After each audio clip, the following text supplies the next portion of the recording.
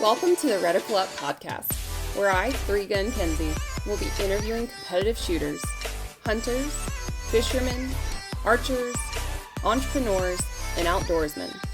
Come learn with me as I interview people from all walks of life, in different disciplines, all across the world, from novices to professionals of all ages. No matter what, everyone has something they can teach you, so come join me on the journey.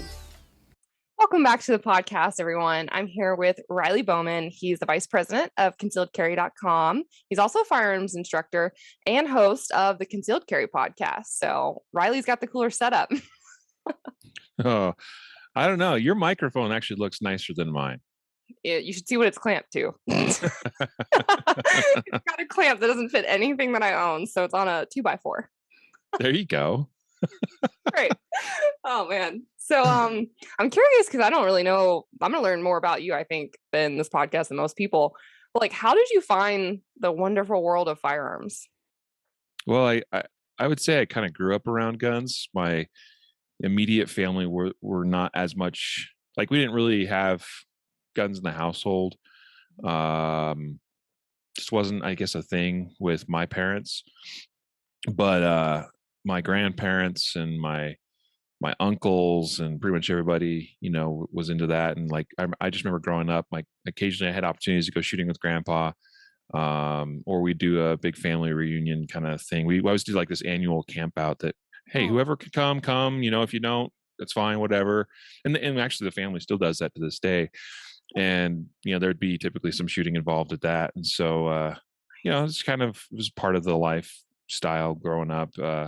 I always ate it up. I always wished that my own, my mother, my father, and then later my stepfather were more into that, because I was always really into guns. I thought they were awesome as heck. Even as a young boy, as a teen, I'd go into like the convenience stores and I'd buy copies of Guns and Ammo magazine and stuff off the stand, and I just ate that stuff up. Huh. Okay. Advertising dollars work to you, but the parents didn't bite off enough, I guess. Yeah.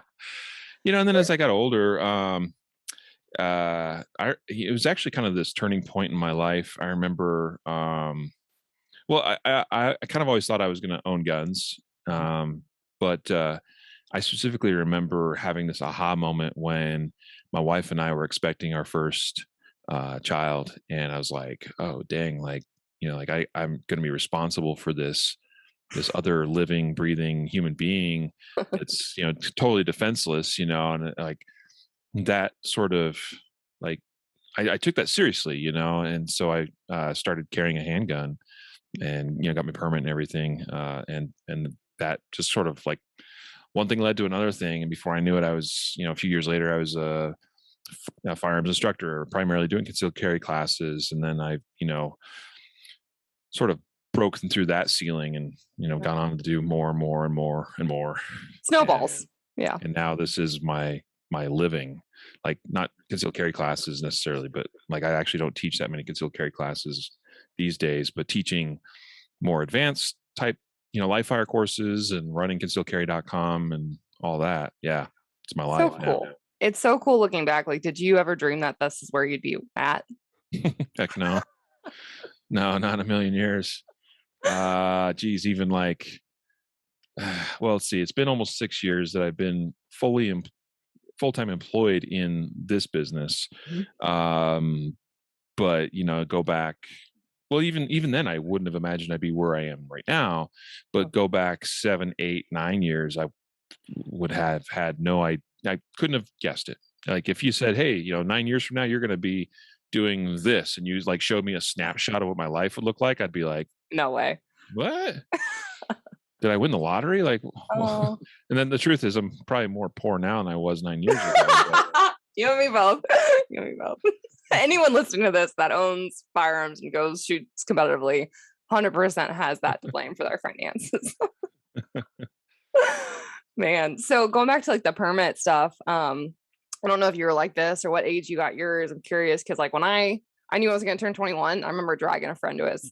Like the day after my birthday, I found the next class. I signed up and I took the class, and I was so excited to have the permit finally. I don't know for you, like how old were you when you finally got that? I was 20. was either 21, 22. I think I was probably 22. Yeah, I was 22. Yeah. Maybe close to 23. Keep in mind, I was expecting my first child at that point, and so see, I got married at 22, and a little more than a year later, my oldest son arrived. So it was kind of that time frame, 22, 23. Yeah. Okay. So Yeah. do you remember like what you learned about yourself when you started to concealed carry? Like, were you really ready for it? What were you feeling? Yeah, that's an interesting question, because like knowing what I know now and looking back, that's been geez, 16-ish years ago. Yeah, about that. I recognize that I didn't really know much back then, although I suspect if I try to put myself in my shoes 16-ish years ago, that I probably thought I knew a fair amount. Like I was, reading all the magazines and online forums, and like, yeah, I knew my stuff, right? But the truth of the matter is, I carried a very inexpensive pistol because that was all I could afford at the time. In a and by that, it was in fact a high point. And No. yes, yes, my very first pistol was a high point. Hey, it was like 79, or I think no, it's $89 special What? at my local like farm and ranch store, No. and I was dirt poor, man. So I was like, I can afford that, and I knew it wasn't awesome. I Right. knew that, I definitely had my sights set, later on towards, bigger and better, awesomer things, nicer things. But I carried that in Uncle Mike's soft-sided holster for a good while, until the gun and holster fell out of my pants one day, and that was the end of that. Hold on. Where were you? You have to tell this story now. Oh, it wasn't. I wasn't anywhere like kind of. It wasn't anything like that. It was like it happened like at my house, I think, or something. It was somewhere. It was So much better than the public. but it was enough that I was like, ooh, that wasn't good. Like what if that had happened, at the store or at church, or something. Ooh, Like yeah. it would not have been good. So yeah, that meant I needed to find a better holster. That's wild. So, okay, then what did you do after the high point? What was next? See what was I see the next one, I think, was oh, hold on, this is going back a ways. I like it. um it was I had a XD subcompact, Okay. and it was okay. Yeah. um It's definitely a step up from high and point. yeah, and for a while there I was on a 45 ACP kick, so like I remember I had a XDM 45 compact, and because Wow. bigger is better kind of thing, Of right? course. Of course. um Can't be fun to shoot that. and actually I like how 45s shoot. I've always been a little bit more like, even now I like my 9mm loads to be biased towards a heavier bullet and a little bit more of a slower push. Yeah. um but my attitude then was, hey, that's a big, like, hold up a 45 and hold up a 9. Whoa, that's a real man's round. I got to carry that. Surely that's got to get some things done, get some work done. Oh my God. Now I know that whether it's a 45, a 40, a 9, it all pretty much is a wash in the grand scheme of things. Modern defensive loads all perform, they all do what they need to do, which is basically poke holes in people if that's what you carry a gun for. And like, yeah, one might be slightly bigger than another, but the statistics don't really bear out any significance between one or the other, so you might as well carry the one that is a little bit easier to shoot and actually gives you more capacity. Yeah, absolutely. I mean, so now, like, what do you observe about like the general public? Just for new concealed carry people, they have no clue what if people are looking at them, if they notice the print, and they're oblivious, you know. Yeah. Yeah. So I think that most people carry a gun most people that carry a gun do so very casually. Um, and I'm not gonna like trash on anybody, because like obviously we have this wonderful thing in the US called the Second Amendment that says you want to carry a gun, by all means carry a gun. But if we're like truly talking about like I always like to talk about what are the whys? Like, why do you carry a gun? Like, what is your purpose? What's your mission? Something to that effect. Yep. Well, if someone straight up tells me, well, just because it's my right, all right, fine, cool. Sure. Like, Exactly. good on you. If someone's like, well, I carry a gun for personal defense, well then, okay, let's break that down a little bit and let's have a conversation about what that looks like and what that means. And let's have a conversation about whether you're actually ready for the event. The event meaning you having to draw and potentially use a gun against a deadly threat, someone that's trying to seriously, hurt you or your loved ones. Like that's a very serious picture that I think a lot of people actually don't take very seriously. They haven't really thought that through fully.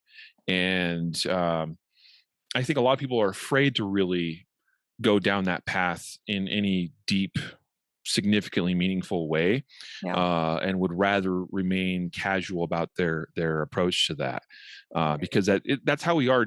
It's not because it's something specific to guns or self-defense or anything like that. That's just how we are as human beings in general. A lot of times we are afraid of actually realizing our true potential in things, and we hold ourselves back in all sorts of areas of our lives because we're afraid to actually live and experience and develop ourselves in those areas. That's true of careers, of schooling, of being parents, all of that. And so we'd much rather, there's this part of us that's always afraid of failure or afraid of that cognitive dissonance that arrives when we realize we don't know certain things that we probably should know. And so it's a lot more comfortable to just be like, cool, I'm going to just, chill here and do my thing. Sorry, I know, I like this. Yeah. You're so right though. You're so right. Like when I teach, I ask, what's your why? And they've never really thought of that. Or their why is, oh, I go downtown a lot. I was like, that's actually like the opposite of what I want to hear. It's not for a specific place. And my mom actually doesn't carry because she isn't ready for that. And that was kind of, that is a good thing to know, is that I don't know if I'm ready for it. And then when she had grandbabies, her perspective is changing a little bit more of like, she would do anything to protect them, even if that's what it takes. So she's considering it, Cool. The why changed. The why mattered, I guess. Yeah. But yeah. Good. I like that. What about like for people starting out, what other tools should they have on their daily carry or with them? Tools. Well, I mean, since most people tend to be gun focused, let's start there. Okay. Obviously you're going to have a gun. All right, fine. Have a good quality gun, whatever that is. Number two, like you got to carry that gun in some manner in a responsible way. Responsible means that the gun is protected, the trigger is protected. We don't want to be having guns going off when we don't want them going off. So we got to treat that properly in a respectful way. So a quality holster, but also a holster that's going to retain the gun. It's going to, and a holster that's going to be retained to us in whatever way we're carrying it. If we're carrying on our belt, on our waist, or something to that effect, well, the holster's got to be designed in a way that actually will accomplish that job and not, fall out or allow the gun to fall out. Yep. That would be a big time failure. So a lot of folks make mistakes like what I made, and choose poor quality holsters for the job. Yep. So that's important to figure that piece of it out. For a lot of people, a belt is going to be an important choice as well. If assuming we're carrying on our waist, you need to, like, a good quality belt is worth its weight in gold, because it's sort of like the foundation to everything else, as far as carrying the gun is concerned. Yep. Good belt is going to allow the holster to function properly. Good holster is going to allow the gun to be carried and also drawn and deployed effectively. So, all right, so that solves that part of the, like we got to have, like, it's a 3-part thing there: the gun, the holster, the belt, or whatever it is we're attaching the holster to. So beyond that, I like obviously I like having a good knife. Okay. And I'm not like real big into anything crazy or anything like that. I mean, if you want to have a fixed blade, have a fixed blade. You want to have a folder, have a folder. I don't think of, this as being necessarily a defensive tool, but it is an option. At least I've got it, but I use this thing on a daily basis just Yeah. for normal tasks. Cutting cheese for me at nationals. Sure. Cheese, packaging, whatever it is. Yeah, boxes. Yeah. It's dumb. So my knife gets used every day. Yep. A flashlight. Man, like I know a lot of people don't like to carry a lot of stuff on them, but like here I got this Surefire stiletto. It's not the greatest like tactical light in the world, but it's slim and it's easy to carry. There's other times I've got a larger Surefire. I've got a couple streamlights that are, bigger, brighter, better throw, that kind of thing. But as soon as you start having a light on you, you'll realize how useful it is. And like I use lights all the time. My friend, I gotta say, that's my friend Jess. Yeah. She hikes a lot, but we were going to a cabin for a match, just getting our stuff out of the car, and she had her headlamp on. And I was like, I didn't realize how helpful of that headlamp is. So now, guess who owns a headlamp? Yeah. I make fun of her, but you know what? I don't know how the world revolves without it now. Well, yeah, that's the thing is, yes, once you have something like that and you use it and you're like, wow, that was really handy. Mhm. I don't ever not like having a flashlight. And as a defensive tool, it is in fact a defensive tool. I mean, besides illuminating, if for some reason we had a threat we needed to illuminate, well, we can illuminate that threat. But also just having a really bright light, hitting somebody in the face with that, with the light.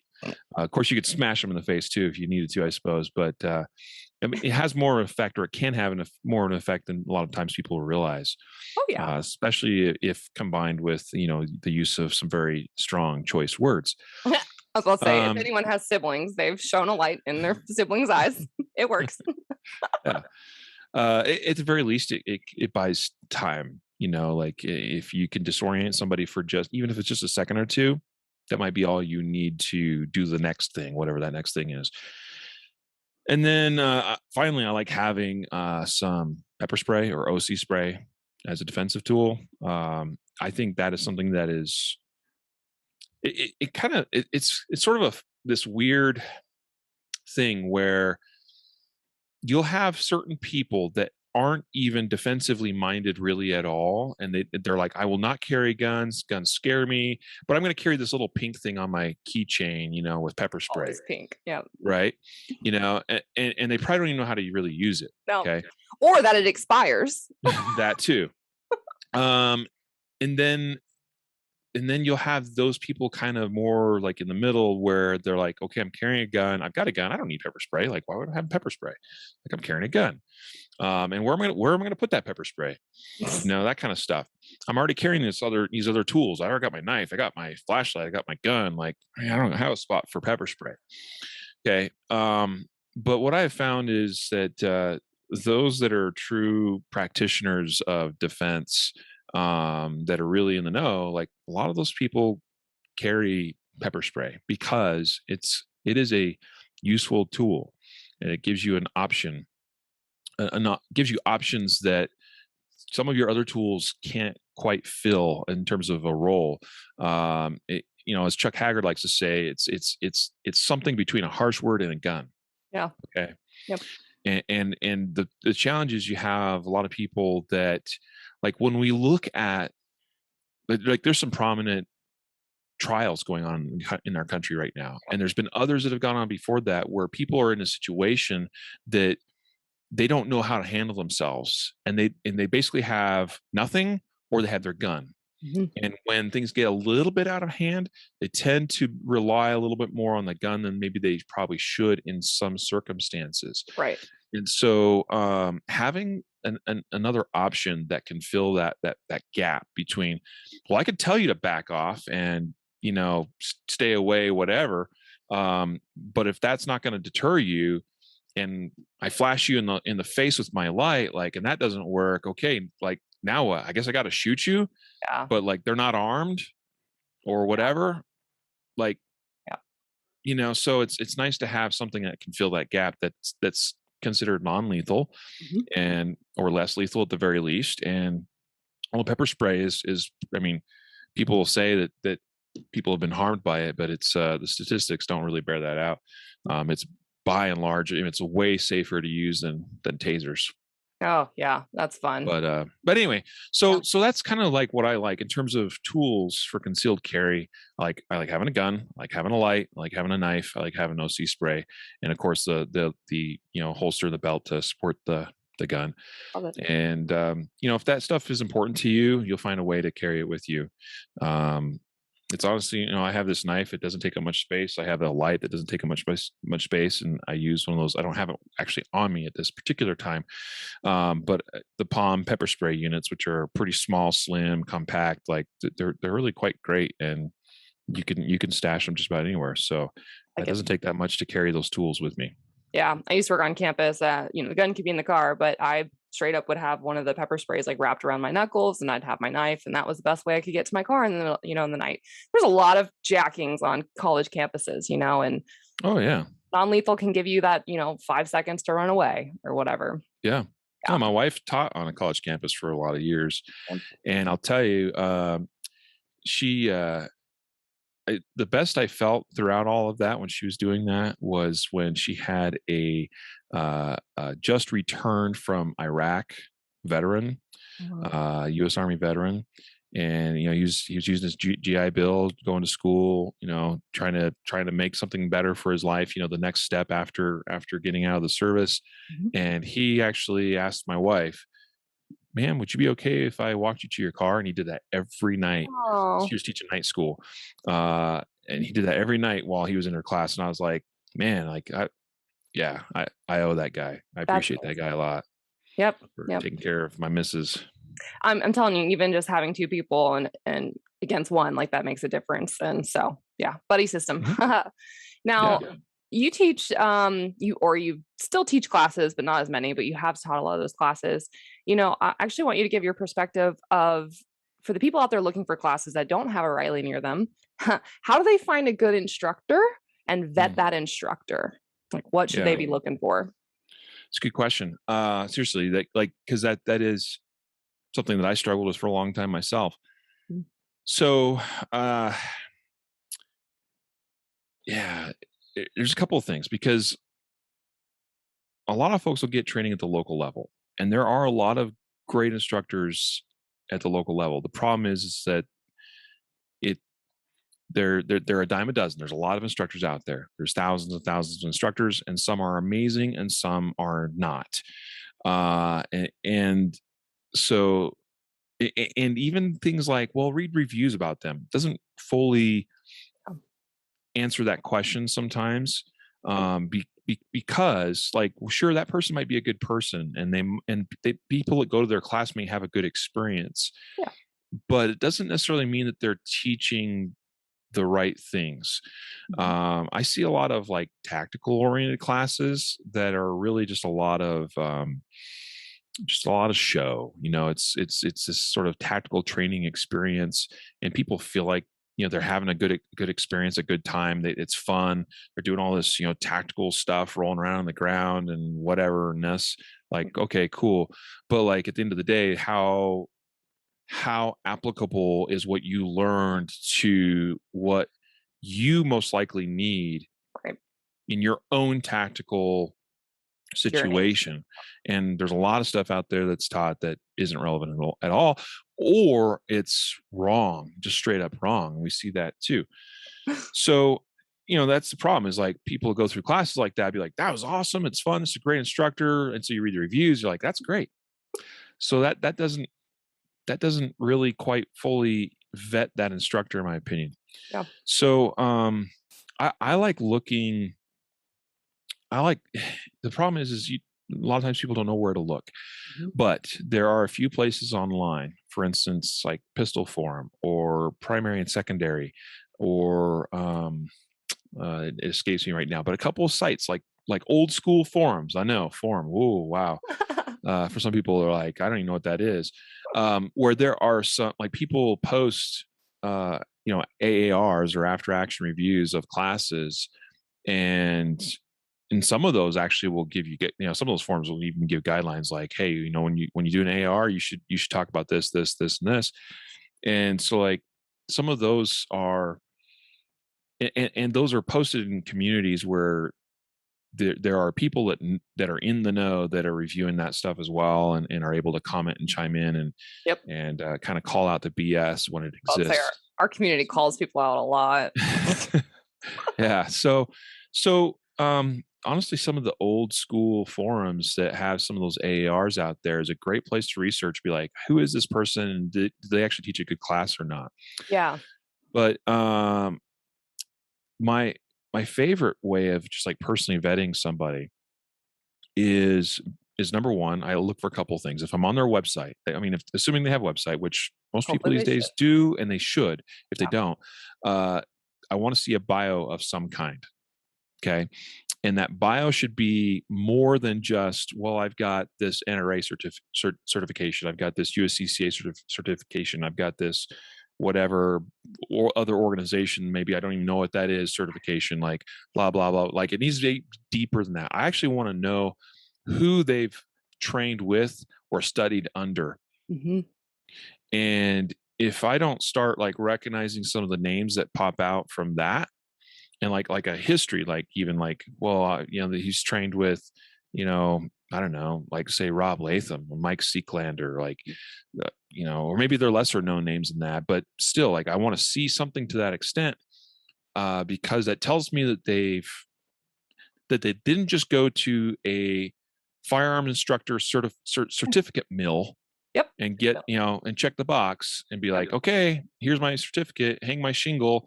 Look, I'm teaching classes now. Yep. It needs to be deeper than that. And along with that, I always think particularly if you're investigating, if you're looking into training under an instructor that you don't know a lot about and you're trying to figure out kind of who they are, there's some questions that I think are worth asking. And at the top of that list for me is ask, and I get sometimes interesting responses from this. What is the last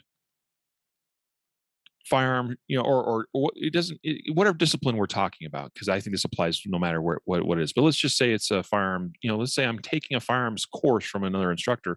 What's the last firearms shooting course or training course you took? Mm-hmm. Because those instructors, I think, that are setting the example and are doing good work in this industry are, number one, not afraid to answer that question. They'll be like, oh yeah, well, I took whatever course, 6 months ago or last year. Like, even if it wasn't super, super recent, if they'll straight up answer you, and if they can tell you what that was, and if that course was also, a good course, like that says a lot. But the fact is instructors that are worth their salt never stop learning. Yep. And their curriculum never stops evolving. Yep. Because they're constantly looking to, just as we're looking to improve ourselves as shooters, instructors should be looking to improve themselves as instructors. Yep. And that means that we never stop learning.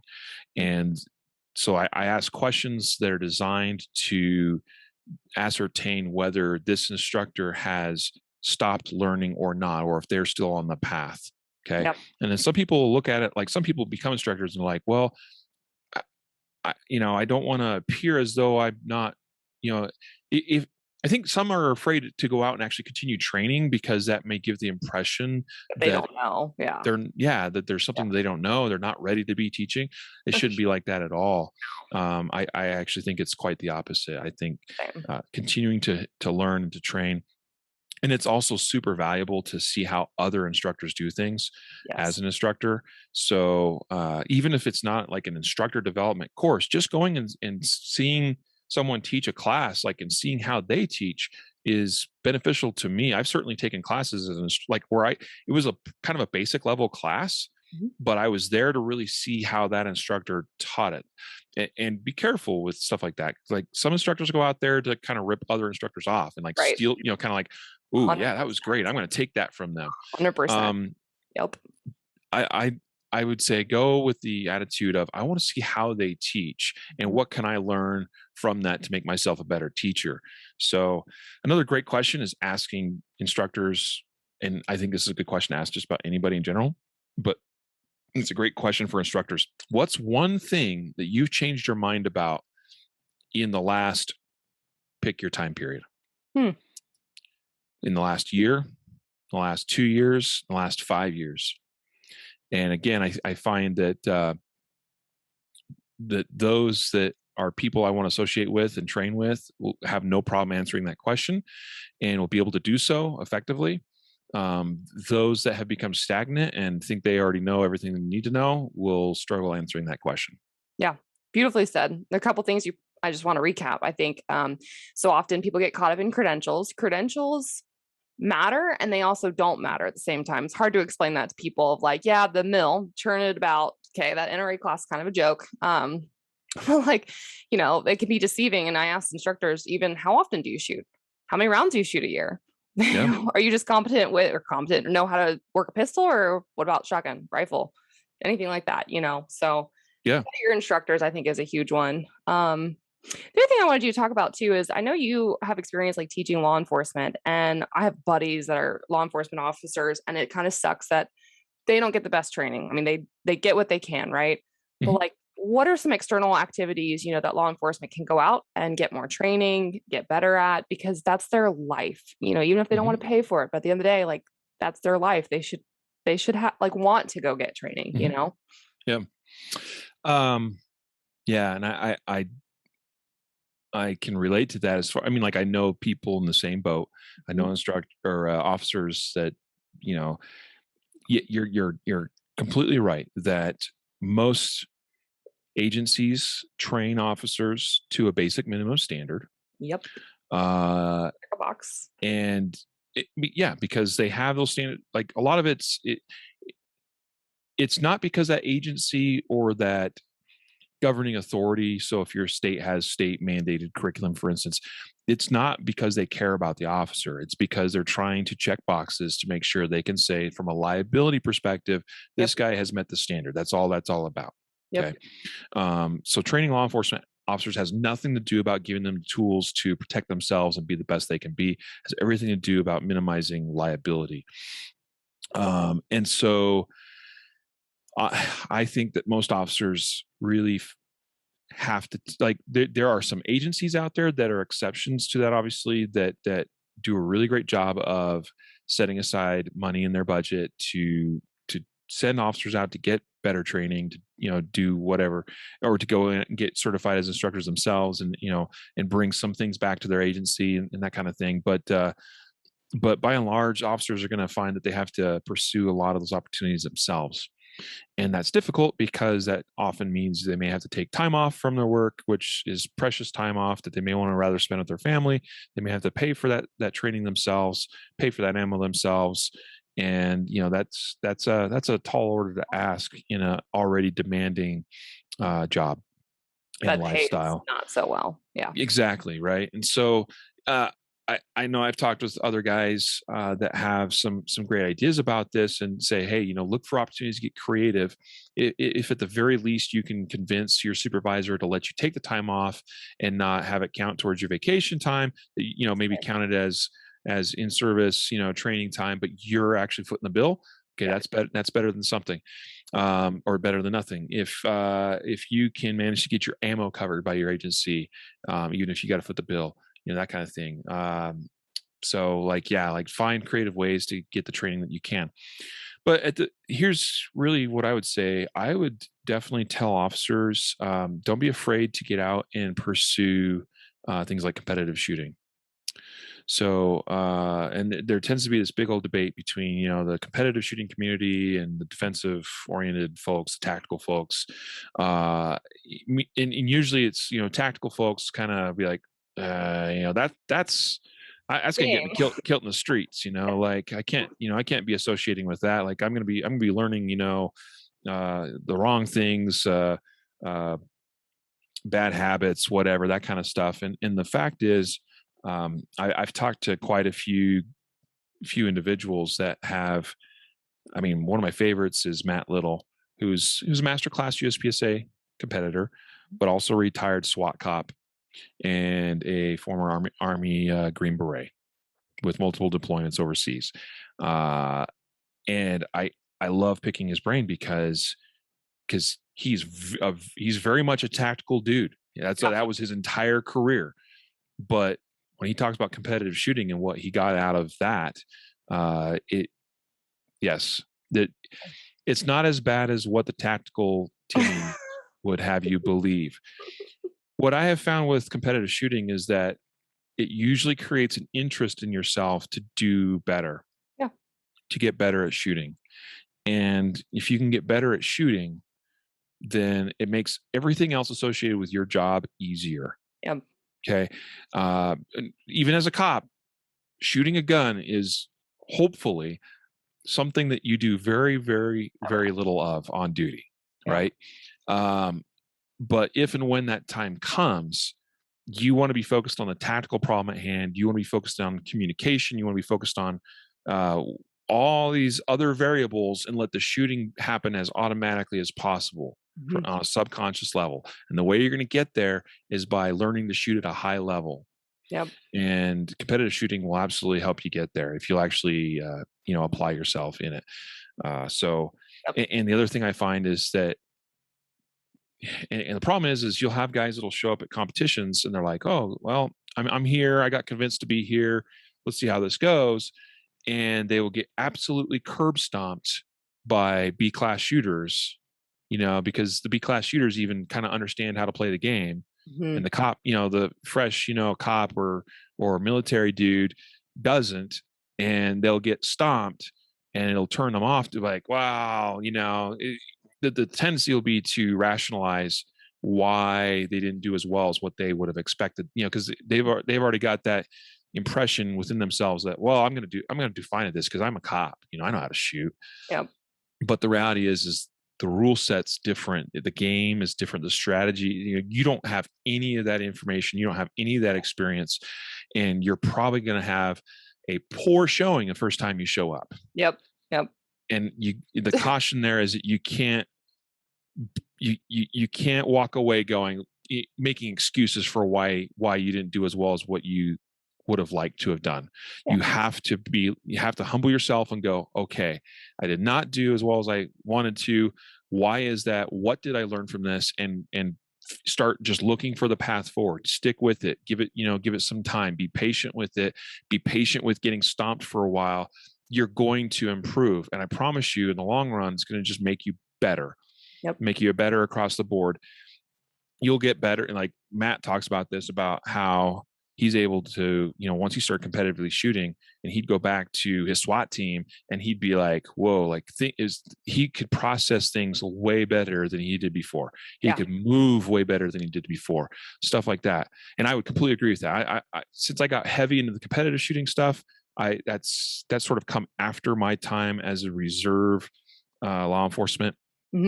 But I can totally see how if I was to go back into that, even as a career, like my ability to compete now has absolutely helped at least the shooting aspect of that tactical side of the equation. Oh yeah.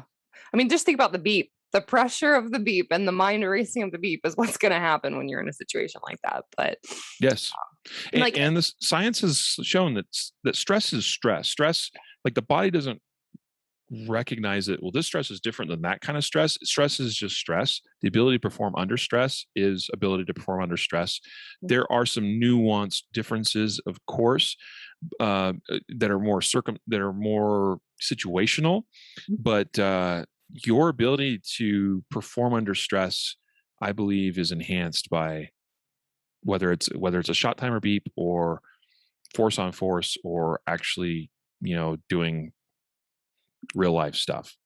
Yeah. I mean, and all these competitions too are friendly in the fact that they have changed the rules to allow you to run your duty gear, run your flashlight, on your gun, and bring that holster, and you're good to go. I do like that at a local level for sure. And then for people that actually don't know, I should have asked you this first. What classes do you teach? What is your background? All of that stuff. Okay. My background is that I have to think back. Let's see, about 10 or 11 years ago, I got into law enforcement in a reserve auxiliary capacity. Did that for about 8 years, became an instructor within that agency, and enjoyed that very much. My current job just got busy enough to the point I didn't have the freedom to continue in my spare time being a cop. So I had to, kind of put that aside. Although I enjoyed doing it, I thought it was, and I enjoyed doing it from a volunteer side of things. I actually, I think I preferred being a volunteer cop than actually being a paid one. Yeah. It was my way of wanting to truly give back to my community. Yep. And I had many opportunities to serve in that capacity. And that was fun. That was good. It's harder now though. I mean, for sure. Like I look at just in the last year or two, how societally, culturally, the attitudes have changed. A big dramatic shift towards law enforcement. So it's a little bit harder to I guess, probably want to, be in that capacity again. And I my heart goes out to those that do serve, because I think it's a very difficult and often thankless job. But so that's a little bit of my background. I mean, that kind of began or set me on the path to. I started taking shooting and gun carrying and tactical stuff a lot more seriously. Became a handgun and a patrol rifle instructor within my agency, as I mentioned. That started like that. I'll tell you, the first time I took a week-long instructor certification course, and actually I got certified first on the patrol rifle as an instructor, and then later handgun. That entire course I was in, that instructor course I was in, was almost all SWAT team guys. It was like a class of like 12 or 13 or something. And there was like 9 SWAT guys and a couple of regular cops and then me. And you, yeah. And I kind of fell out of place a little bit. I was like, oh wow, like that was me in the rifle course. So I'm like, yeah, full girl on mode, and I'm sitting up front, and it's the AR rifle course with double star, and it's all military, it's all law enforcement. They're having to get to check the box, and I'm just excited to learn. I don't belong here. Like everyone's quiet and serious, right? Because this is work, and I'm like, this is not work. Yeah. I've been there. That's yes. There is yes. Different. And that's true. Like I was excited to be there because I wanted to be there. I was given the opportunity. It was funny because it was like the night before that was starting. One of the guys in our agency that was supposed to be in attendance, he injured his finger, literally like his trigger finger, the day before the class. And so, the word was put out like, hey, we need somebody to fill that slot. And I was like, I think I can clear my schedule this week, because it was, every day for 5 days plus a night shoot. And I was like, I think I could do that. So I showed up, the next morning bright and early and took that, and began that instructor course. And like I said, kind of fell a little bit out of place, but very quickly sort of started to fit in and realize, oh, I've got this, I'm good, and became friends with some of those SWAT guys, and was a lot less intimidated by them. Partly probably because, I started out shooting some of them, right. So there you go. That always helps. But anyway, so that was kind of a bit of a paradigm shift for me, because I saw some things and recognized some things and picked up some things that just sort of opened my mind a little bit, that I think I was kind of at that point a little bit stagnant in my own knowledge and application of guns and shooting skills and things. And so that started me on this path to start seeking out, greater knowledge, if you will. Yeah. And so about 6 years ago, I had the opportunity to come on board and join with my business partner in creating what has now become ConcealedCarry.com. It started out as something different, but we bought and acquired the domain name ConcealedCarry.com. And that has kind of opened up a lot of opportunities for us to try to become one of the foremost places online for concealed carry related information, products, and training. About a couple of years ago, it's hard for me to think in terms of exact timelines, but I remember having kind of this epiphany that I was like, well, I know some stuff, and I know I can teach classes, and I was teaching some classes, live fire and concealed, of various like handgun one, level 1, level 2, level 3 kind of stuff, as well as like basic concealed carry classes. But it was kind of just run of the mill standard fare curriculum, which is not necessarily a bad thing. I think what I was teaching was quality stuff, just that it was not really unique or different anyway. And I felt this desire to sort of explore and find my own niche. Yeah. And so I spent a couple of years really working on that. And it was a little more than a year ago, about a year and a half or so, that I had this aha moment when I sort of took what I saw in the competitive shooting, instructor world and looked at the tactical side and was like, you know what? One thing I see that competitors talk quite a bit about, and even you have, respected instructors teaching their classes, and that is shot calling. And, but you don't see that really at all on the tactical side. I've never taken a tactical type, oriented course where like shot calling was like, it might have been mentioned or talked about it, but was never like really taught. Okay. And I recognize that some people pick that up on their own and they learn what it is and they figure it out, and like that's great and all. But I'm talking about like guys like Tim Herron, that has a whole like section of his curriculum where he works on shot calling and teaches what it is and teaches how to do it. And I was like, you know what? Like, I feel like that guys more on the tactical side could really benefit from that. And so I decided to start working on a curriculum that would sort of fill that void, fill that niche. And that led me on a journey of discovery of like learning more and more about a lot of vision related stuff, because shot calling is so much of a visual process that, what we see visually through the gun, through the sights of the gun, whatever, as the gun's fired is what tells us, okay, that's where that shot went, that's where that shot went, and on to the next target, and so on and so forth. Well, so how well you can visually process that information is directly relevant or related to how well you can shot call. And the faster you can process it means the faster you can call shots. So, when guys will see, I don't know, let's say you shoot a El Presidente, classifier, 9911, I think. Wow, you have it memorized. Okay. Well, that's a popular one, right? That is, yeah.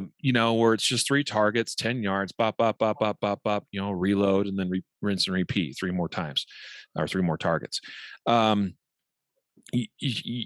could stand up to line in a class with students and shoot something like that and be like, I could call every one of those shots, and the shots are going to be literally that fast, right? Bop, bop, bop, bop, bop, bop, reload, bop, bop, bop, bop, bop, bop. And they'd be like, you can see all of that and call where those are going. Yes. Yeah. And the reason why is because the visual processing is happening quickly enough to do that. Well, what does that even mean? How do we get there? And so I've built my curriculum to help teach people how to see more, how to see sooner, how to see faster, how to process that information. And part of it was based on my own shortcomings in the past and how I overcame those to get to where I am now. And so I've actually come up with a couple of exercises and drills that help with that. A couple of them that I think the way I approach them, and one in particular that is a drill that is uniquely mine, that I specifically had a student after class tell me that one drill and what you showed me in that was worth the price of admission in this class alone. And I was like, oh, wow, like that's okay. And that kind of helped reinforce that I was on the right track with that.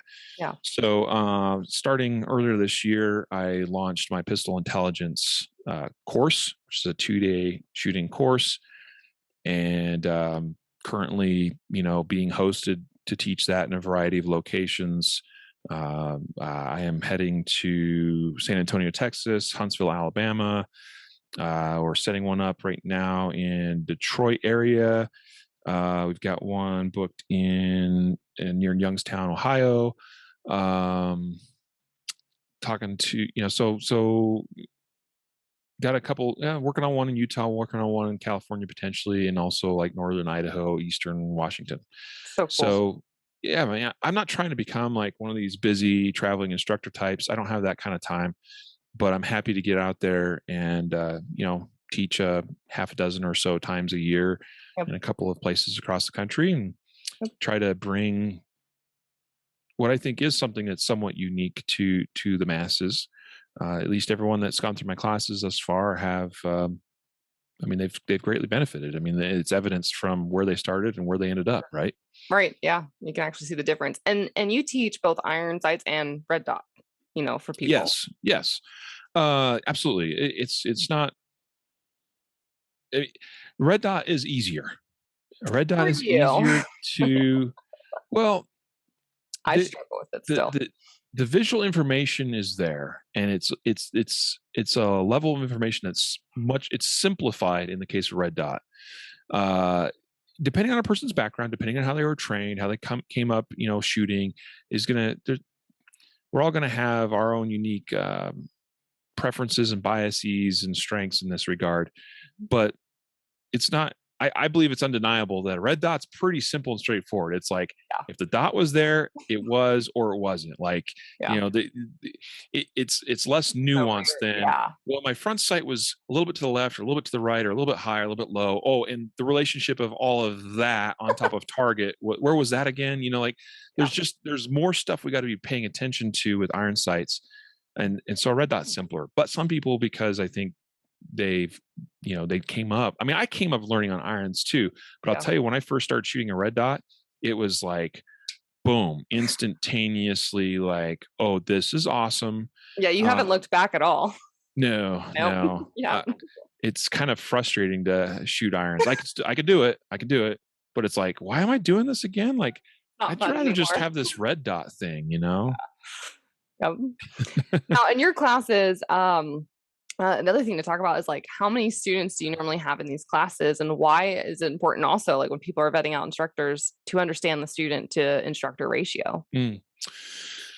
Yeah. So I would say I average around 12 students in a typical class, but I will take up to 16. I prefer having an assistant instructor if I can, but I don't always get that luxury.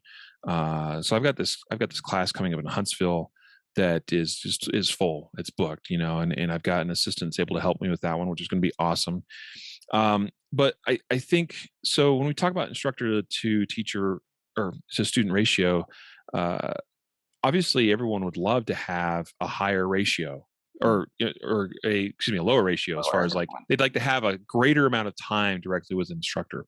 Yep. What I teach and the way I teach it is more of a exploratory journey in that class. That is, I don't teach techniques so much in my class. Okay. I think when you're teaching techniques, it's really important that you have more one-on-one instructor time. Because it's something that's very unique to the individual. We talk about techniques, and we touch on, like, we touch on grip. When I say touch, there's probably a good 45 minutes to an hour, of just talking about grip and working on grip and doing a couple of drills where that's kind of the focus. But it's more of a, hey, here are the common grip styles, and here's some principles. I always say I'm principle focused. Okay. Context-based, principle focused instruction is what I believe in. So teaching things that contextually make sense, and that is based around principles rather than specific techniques. Okay.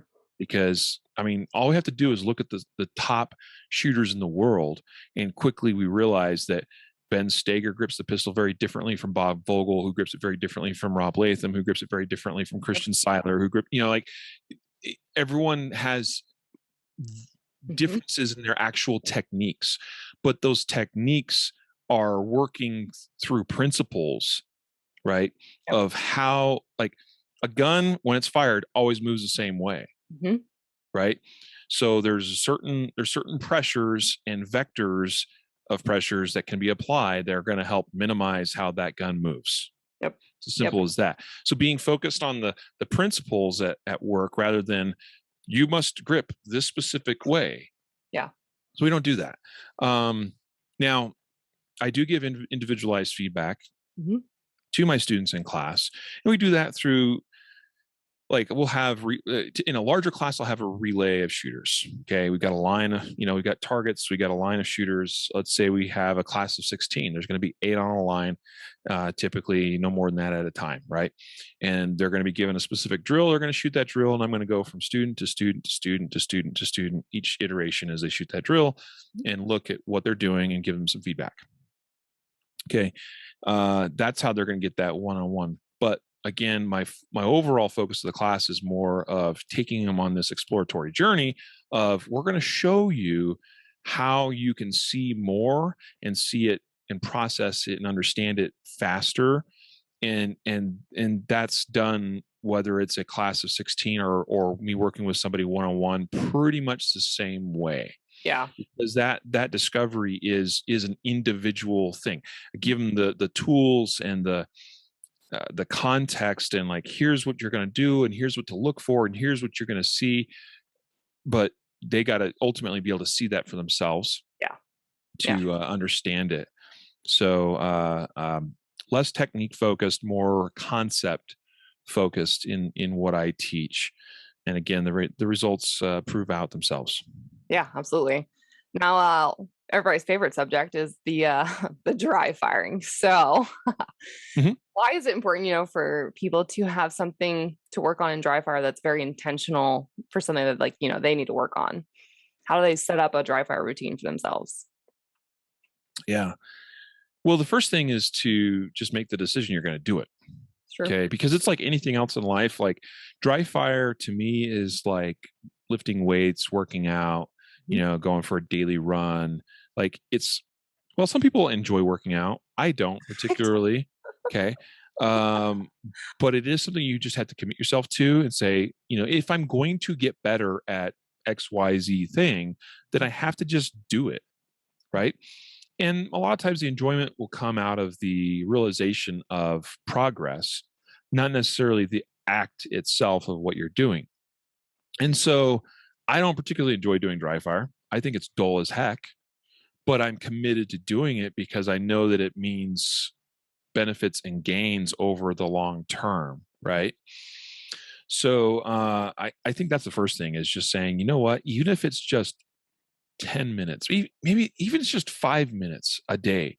If you just say, you know what, I'm going to do 5 minutes of dry fire a day, and you absolutely commit yourself to that. Like, you tell yourself, I will not allow myself to go to sleep, to go to bed tonight until I've done the 5 minutes of dry fire, then you will do it.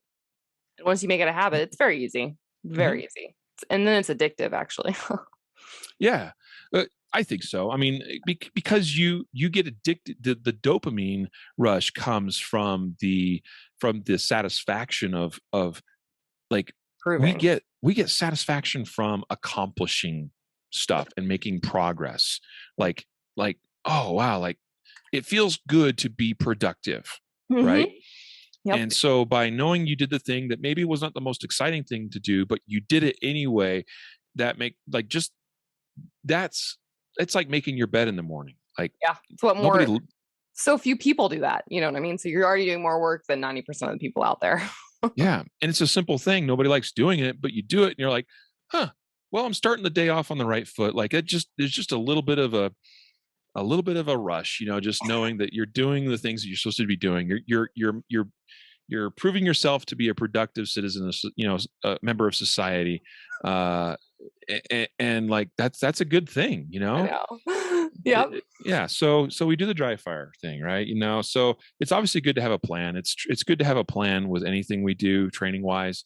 But even if you don't have a plan, like, if at least you're doing it 5 minutes a day, that's still way more than most people get. The most simple of plans would be Monday, I'm going to just work on draws. And you just do draws for 5 minutes. Tuesday, I'm going to work on reloads. Okay. So 5 minutes of fumbling reloads. And you're like, okay, Wednesday, I'm going to do Burkett reloads because I'm missing hitting that mag well. So I'm not even going to do a complete reload. I'm just going to go here. Right. And you're going to do that for 5 minutes. You're like, well, that was dull. But Thursday, let's go back to doing full reloads. Oh, wow. That's working a lot better because I did the Burkett reloads the day before. And now I'm actually hitting my mag well properly. And then Friday, I don't know, do some turn and draws. Saturday, do some movement, just take 1 or 2 steps to one side and draw your pistol. Like the most simple of things, like again, having a more specific game plan and like you've mapped this out. Maybe you're following along Steve Anderson's or Ben Steger's dry fire books or whatever, like that's all good. But if you just do those basic things, like that to me, that's the important thing with dry fire. Yeah, you're not shooting a gun, you're not getting recoil feedback, that kind of stuff. But like what we don't want to mess up, like you're not winning matches based on a sub-second draw a lot of times. Yeah. At the start of a stage, but you can absolutely lose some significant time if you foul up your draw and you choose to not fix it and you shoot that whole stage with a compromised grip. Yeah. That's going to hurt. Yep. Or you do what I did on stage 11 or 12 at area 2, which was like a standard stage with mandatory reload stuff. And I was feeling pretty good. I did some dry fire. I was hitting the reloads really good. I even did a warm up, like during my make ready. I was like, I'm gonna go ahead and send that magazine home on the make ready, full speed, everything. And it was like snap right in. I'm like, oh yeah, I'm ready. Like, make ready. I am ready. Let's do this. Beep. Do reload. Oh snap! Drop that magazine. Grab the next one. Oh, fumble that one too. Like pressure. It was ugly. It was ugly. You know what? It happens, but that you can absolutely lose a stage because of making a mistake that probably could have been corrected in dry fire. Yeah, yeah. With the most basic of things. The other thing I spend and I think this is good for just about anybody to do. And I don't know where this comes from. Maybe it comes from the man himself, but I'm an acolyte of Rob Latham. I consider him a dear friend, and he's been way kinder to me than I deserve. But he talked to me about, he's got a video or 2 out there probably talking about this as well. But well, I know he has a video about it, but like he'll talk about learning how to press the trigger fast. Yeah. And not moving the gun, right? Okay, so what's a drill we can do to do that? Well, you can do this in dry fire, all right? So you have your shot timer, okay, have it on delay start, right? And all we're going to do is start with our sights up on target, whatever that target is. You don't even need a target because you're just really monitoring your sights, right? And hit the timer, okay? And on the beep, I'm going to have my finger inside the trigger guard, touching the front of the trigger guard. And on the beep, I want to snap my finger through the trigger as fast as I can and like learn to not move the gun. And like doing that over and over and over and over, like 1,000, 10,000, 100,000 times, like that absolutely makes a difference. And that is something that can be done in dry fire to learn how to work the trigger at a high rate of speed while minimizing movement in the gun. Yeah. Because that's what people always like. How do I get faster and more accurate? Learn how to do that. Yep. Learn how to press the trigger really fast and not move the gun. But that sounds really hard. Well, because it is. It's not complicated, but it is not easy to do. Yeah. But you got to practice and learn how to do it. Yeah. Now, something else you brought up, and people don't do this, like how does using a timer kind of help like set your baseline of where you're at, your benchmarks of where you're at, know what you're improving on, or setting those part times, based on your skill level, but also giving yourself a challenge. You know what I mean? Like, how does someone navigate all that? Yeah. Well, in dry fire, it's good to, so I use part times of dry fire all the time. Let's just say a person's starting out, and you don't even know where you're at with that. Well, let's just set a part time of 1.5 seconds for a draw. And you might not hit that. I don't know. You're just starting out. So maybe you're more like 2 seconds, whatever. Okay. Well, you got to find out whether you can do 1.5 or not first. So set that up. Okay. Beep, beep. All right. Did you get the draw done? Did you end, did you start from wrist below belt to sights up, at least generally on the target by the time that 1.5 par time hit? Yes, no. Didn't? Well, let's try it again. Okay. Didn't get it. Okay. So now let's back that par time off. Let's just it's all about figuring out where that baseline is. Yeah. Okay. You have to figure that out. So just experiment until you find where that baseline is. And then my method is always just try to chop a little bit off. And I like to, when I warm up in dry fire, like, let's just say I typically warm up from my competition rig. Like, I'm usually warming up with like a 0.9. Okay. I can go quite a bit faster than that in dry fire, but I like to warm up at about 0.9. 0.8 is is about the sweet spot for me. 0.7, I can still nail pretty, that's not a big issue, but it's starting to push the envelope a little bit. 0.6. Okay. Now we're starting to get serious. And then I'll push myself all the way down to like a 0.5, which is kind of insane, but like, it's good to push myself. And that's kind of my routine is I'll start with like 0.9, maybe depending on how I feel, 0.9 to 1 second for a warm up draw, do that 10 times, then bump the par time down, a tenth. Okay. Do that. And actually it's sort of like, I like to do kind of like a bell curve. So like where you are just riding that bleeding edge is where I want to do most of my work. So my warm up, so let's say it's 10 draws at 0.9. 0.8 is pretty comfortable. So I might do 15 draws, 10 to 15 draws at a 0.8, but 0.7 is where I'm going to be doing more of my work. So I'll be doing 20 draws. 0.6, I'm going to be doing even more work there. So I'm going to do at least 20 draws there, just really trying to push myself. 0.5 is kind of a bit insane, but I'm going to push for it anyway. So, I might not go crazy and try to do 20 draws. I might do 10 at 0.5. Okay. That kind of thing. So I think that kind of approach is smart just about anything that we do, whether it's a reload, same sort of thing. Figure out what my baseline is, do some reloads that are, kind of a warm up, get into that comfortable zone, do a little bit more, get to that bleeding edge zone. That's where we're doing the work. Push beyond that, keep pushing, and then see really how far you can push it. But like, don't tire yourself out or, push yourself beyond your limits and end up, smashing, fingers and breaking fingernails and stuff. Or like if you're practicing the wrong thing or getting sloppy with it, or only Sure. 1 out of 10, like that's not where you should be. Yes. Correct. Yeah. We definitely don't want to get like sloppy reps aren't, I mean, I personally believe there's a place for sloppiness, but only so far as to like discover where the limits are. Yeah. And to kind of show ourselves what we're capable of, but not doing the sloppy reps so much that you're ingraining anything that's, into your subconscious. Like that's not helpful. I think it's helpful as far as like, ooh, let's push and let's see if I can do this. And sometimes you surprise yourself and like, oh wow, like I actually did better than I thought. Right. And that's not a bad thing either. And then you go back to where, you can do it and work your way towards what once was sloppy is going to eventually become cleaner and more efficient. So, yeah.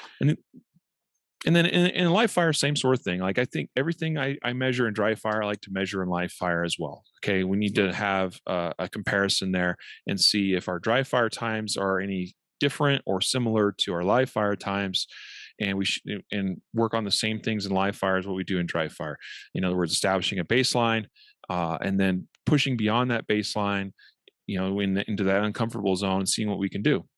Yep. And of course, being safe at all, every step of the way as well. We don't ever want to do anything in live fire, of course, that would be unsafe. So that's where you don't want to do it in dry fire either, because then you carry it over into live fire. No, I agree. But like when I talk about like, sometimes I think it's appropriate to push yourself into the sloppy zone in dry fire just to see what you can do.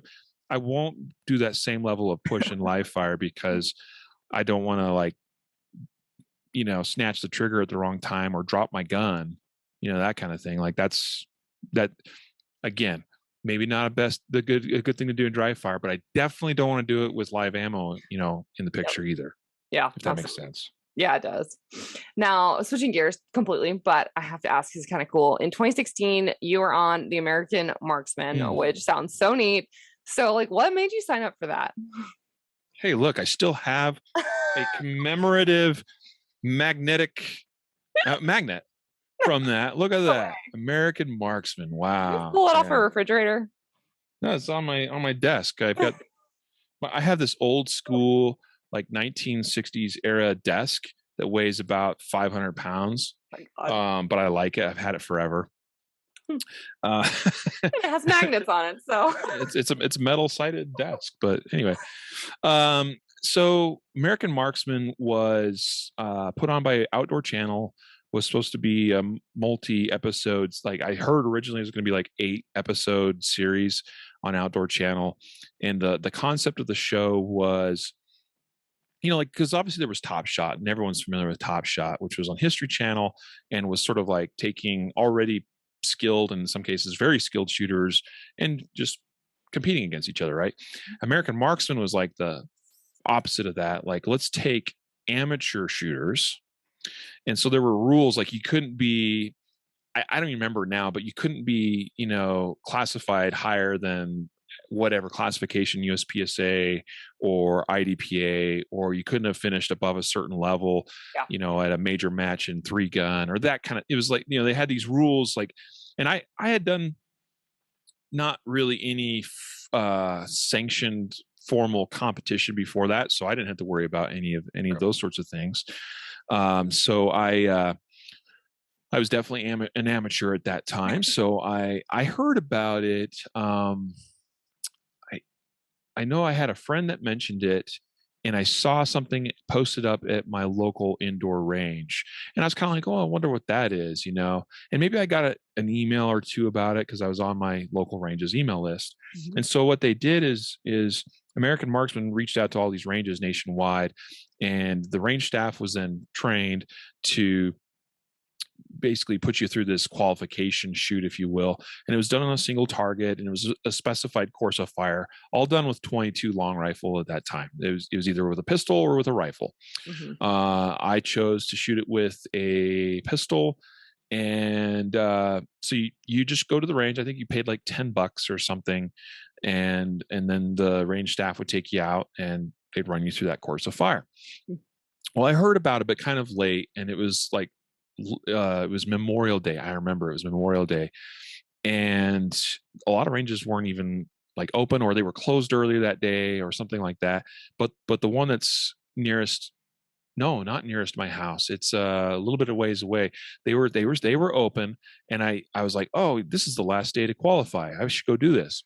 So I show up, a couple hours left, to get this done, and I shoot the qualifier stage thing. And I got done, and the RO was like, that was really good. That might be one of the top times. I'm like, oh, okay. I had no idea. Mm-hmm. And so then everything would get uploaded to the website, and you could check your scores. And then what they told you is that they would take like the top 100 or some number anyway of the top qualifying scores, and that would qualify you for the regional championship. Mm-hmm. And so turns out I had the top time in my region for rimfire pistol. Cool. And I was like, oh, okay. Wow. Didn't see that coming. So I was definitely qualified for the regional championship, which that was held in June and was at Colorado Rifle Club, which is like an hour and a half to the east of me here in Colorado. And I'm like, sweet. I'll tell you what, if it had been a regional championship more than a couple hours away, I probably would not have gone. Yep. But I went and I won the regional championship. In fact, since we're doing show and tell, here's my regional championship medal. Look at that. That's so cute. It's just sitting up here on the shelf. Uh-huh.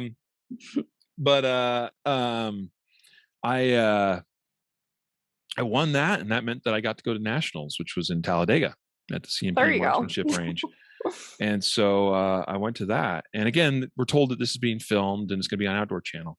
Well, somewhere along the way, I guess they lost a bunch of sponsorship money. Somebody backed out. Something happened. I don't know. Whatever.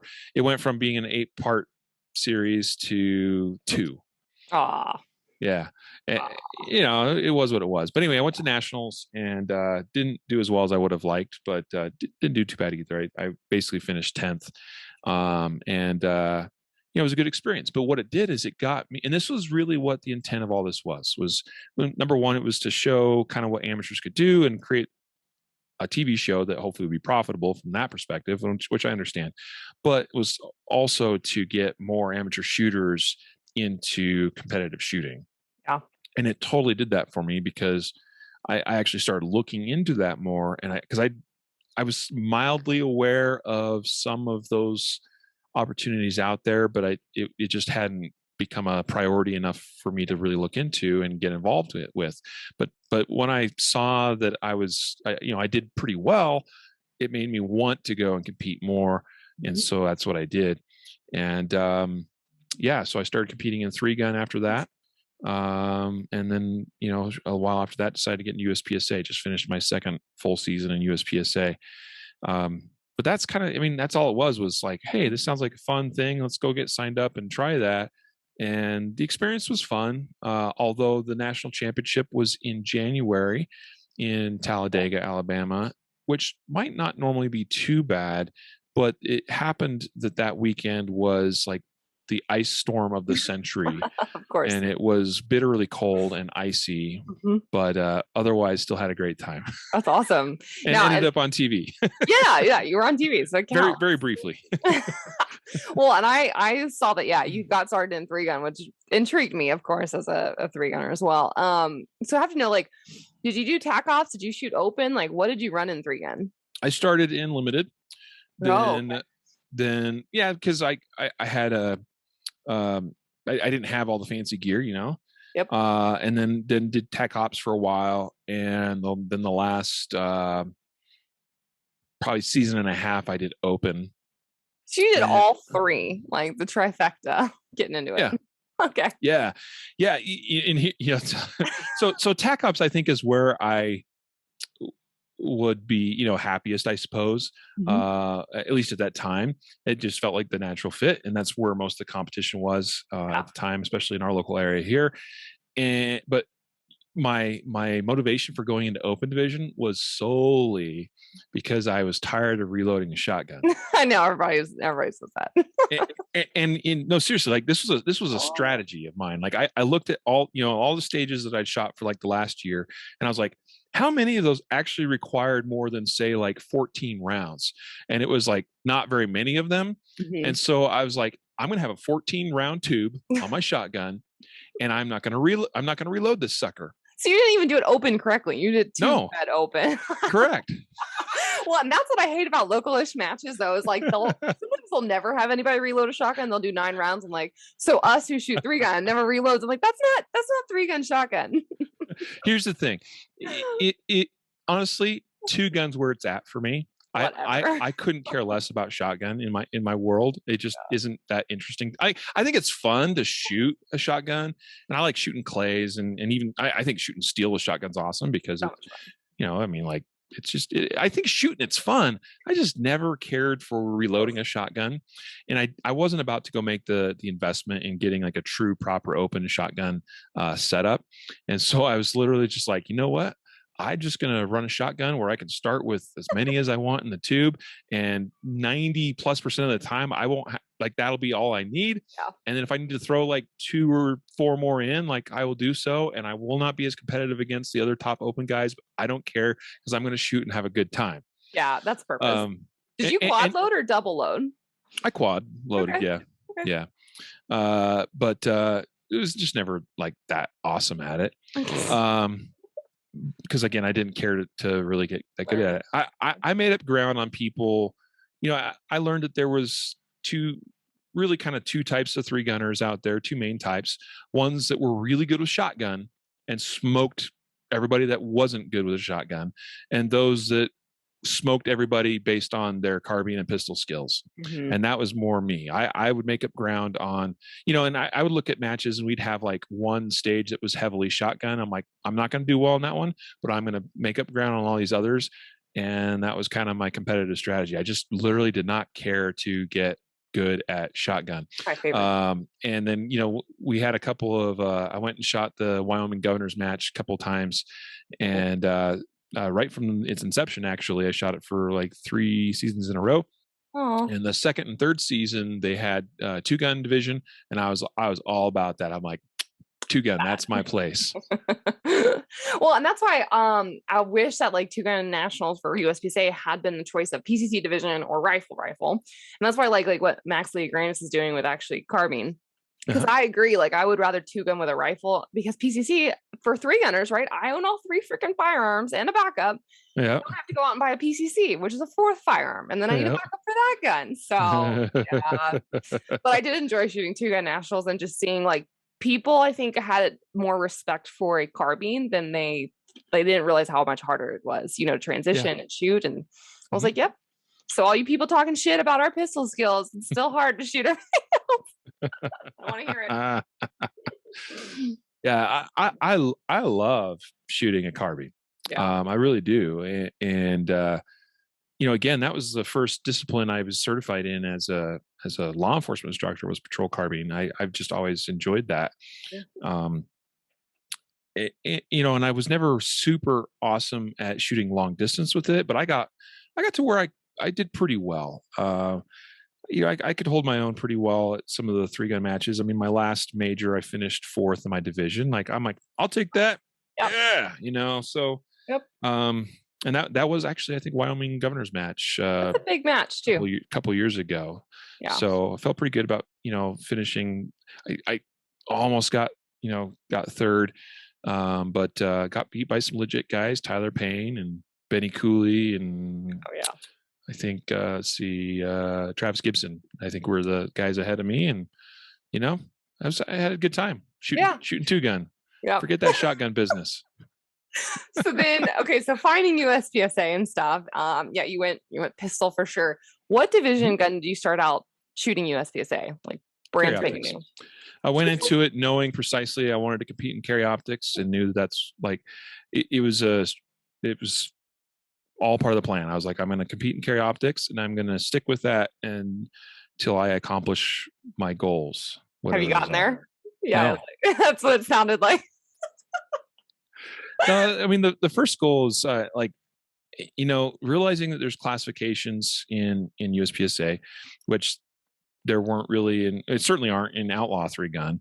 And that was partly one reason for attracting me over to USPSA. It was like, I'd shoot these matches and sometimes do pretty well, but you're like, well, but so-and-so wasn't there and so-and-so wasn't there. It's like, how good was I really? You know, like, it's just harder to know where you for stood. Me, it was all about like, I wanted to see progressive improvement for me as I competed.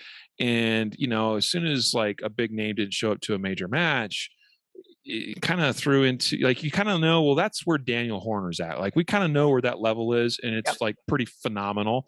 And it's like, well, last time I shot against Daniel, I was, you know, 77%. Like, if I can finish 80%, like, I'll feel good because I finished a little bit better, right? And so USPSA was like, oh wait, you know, I can get classified. And like, while people will debate, you know, problems with the classification system, and there are, you know, it's not a perfect system, at least you can point at it and be like, that dude's a master class shooter. That, you know, that guy, that gal is a, you know, A class shooter, or that person's a GM, you know, like that means something. You know, there's the sandbaggers and whatever too, but like it at least is more meaningful. It quantifies it in some way. And you needed that. I mean, and like, where did you start out in classification wise versus where are you at now? B. I started out as a B class. I'll be honest, I didn't like, I got done. So my second match was a super classifier. And so I shot one before that, had just one classifier on record, then did a super classifier, which I think that one was 4 or 5 stages. I can't remember now, but I remember that night shooting that super classifier and getting done and realizing like, oh wait, there was probably a strategy I could have employed here and probably have done a little bit better. Because I'll be honest, I shot scared basically. I shot way conservatively. Yeah. Like way conservatively. Because like even when I got my initial B class, I'd go to matches and guys would be like, why are you B class? So I really think I was probably more closer to A class when I started out. Yeah. And again, because my focus for years, I mean, I told you I like carbine, but I got to where I was a pretty good pistol shooter before that. And I always did really well on anything pistol related in 3-gun. But anyway, I started out B class, made A class fairly quickly, which was through a match bump. Nice. And then I was kind of stuck at A class for a while.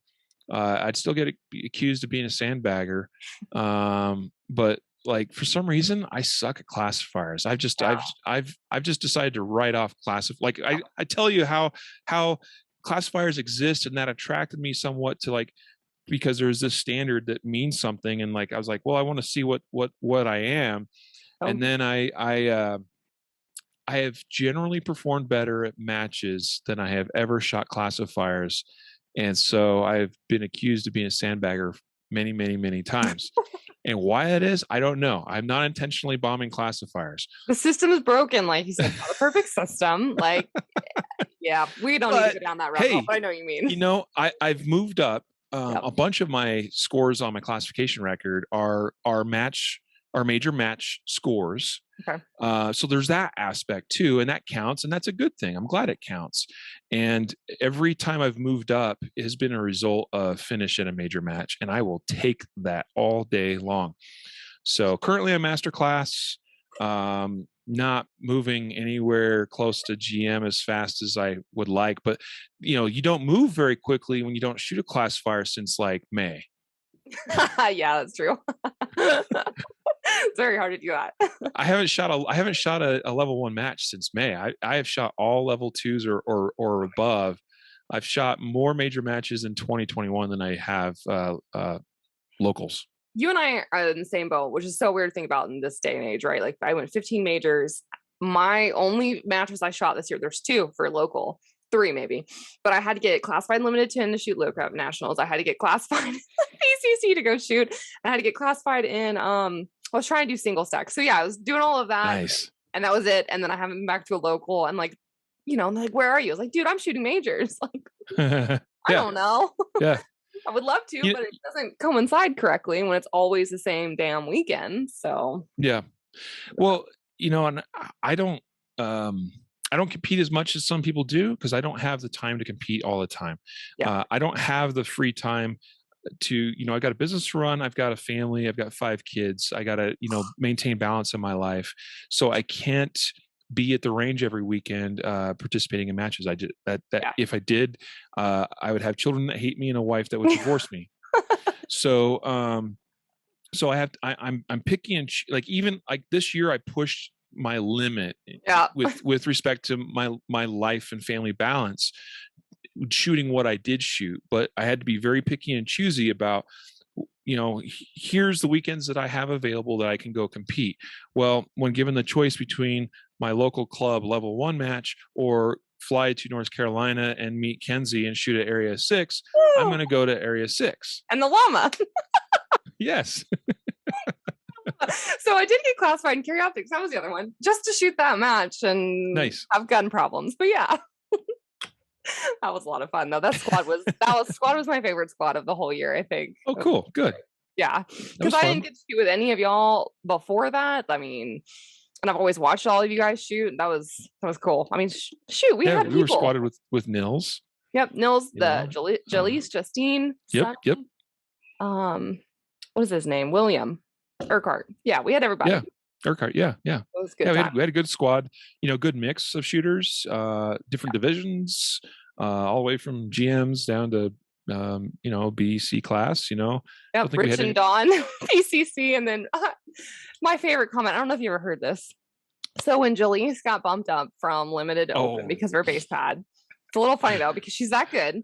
And my buddy Dawn is shooting major power factor and she's shooting minor or whatever, but she shoots a stage wicked fast, and Dawn had already shot it, and he goes, that sounded super fast. And he goes, well, she is shooting open. And that was the joke, but like, she's still shooting iron sight. She's a beast at it.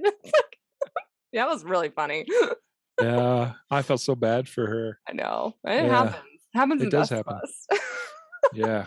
I'll tell you, I almost went to my first area match, which was Area 3 last year, with base pads that would have not passed the gauge. I was under the impression that they would, but then fortunately somebody like the week before was like, ooh, I don't know that those are going to quite make it. And I was like, oh, so I quickly, resolved that. Did you pay them off?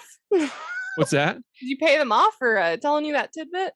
No. I actually quickly ordered some, cause I was just running, what was I running? Oh, I know. I was running 320, the standard X5 base pads, but apparently those are just barely too long. So like you could like shave off the corner of the factory base pad and make it fit in the gauge. Or I just quickly ordered some Springer Precision ones and got them in. And then I heard from somebody else like, well, you still want to check those because I've seen some they're a little bit long, and I checked them and they all checked out fine. And good.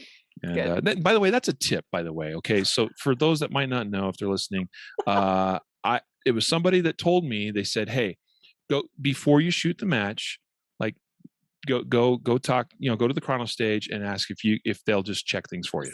Yeah.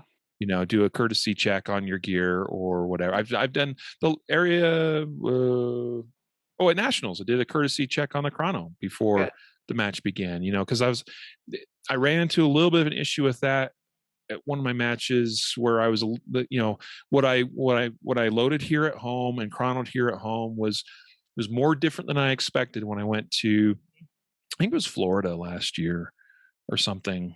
Anyway, so did a courtesy check of that at Nationals this year in Talladega, which everything checked out just fine. Yeah. But, it's good to know before you actually officially shoot the match and get to chrono and find out you're subminor or something isn't quite out, something's out of spec. So always ask, and if you're a little bit in doubt, ask if you can get a courtesy check before the match begins. And I think that's a good simple tip. Good tip. And measure your stuff before you go if you can. Yeah. You don't want to get bumped to open.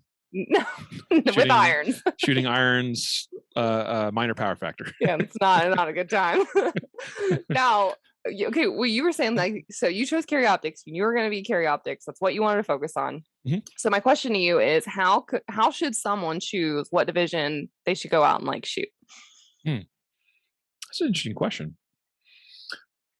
Wow. Is it a cop out if I just say like the one that you think is going to be the most fun? No, that's why I ask people. So I've heard production because it teaches you. I've heard limited minor because it, you don't have to round count. You're trying to get new. Sure. My answer is yours, is whatever you have the most fun with. And that's why it's PCC now. That I'll be honest, I hadn't really thought about it that deeply. There's reasons why I am doing carry optics and not other divisions. Mm-hmm. I don't like reloading. Okay. Yep. And I think artificially lower, like less than full capacity in my mags is dumb in my world. I think that's just dumb. All right. Sorry if that offends anybody that shoots, like production. Or limited 10, primarily production, right? Because like single stack is low cap, but that's how the gun's designed. Like you're still loading your mags to full capacity. Like to me, I'm like, I'm going to take a 17 round mag and only put 10 rounds in it. Like never going to happen. That's not practical. Now I suspect eventually I will probably shoot production at some point. If anything, just for fun or kicks and giggles for a match or two. Like I'm kind of considering maybe doing that at the Nationals. It's going to be here in Colorado next October. I'm like, they're going to have production and PCC and open and limited, and I don't really have a proper limited gun or open gun, but I could throw together a production gun pretty easily. Yeah.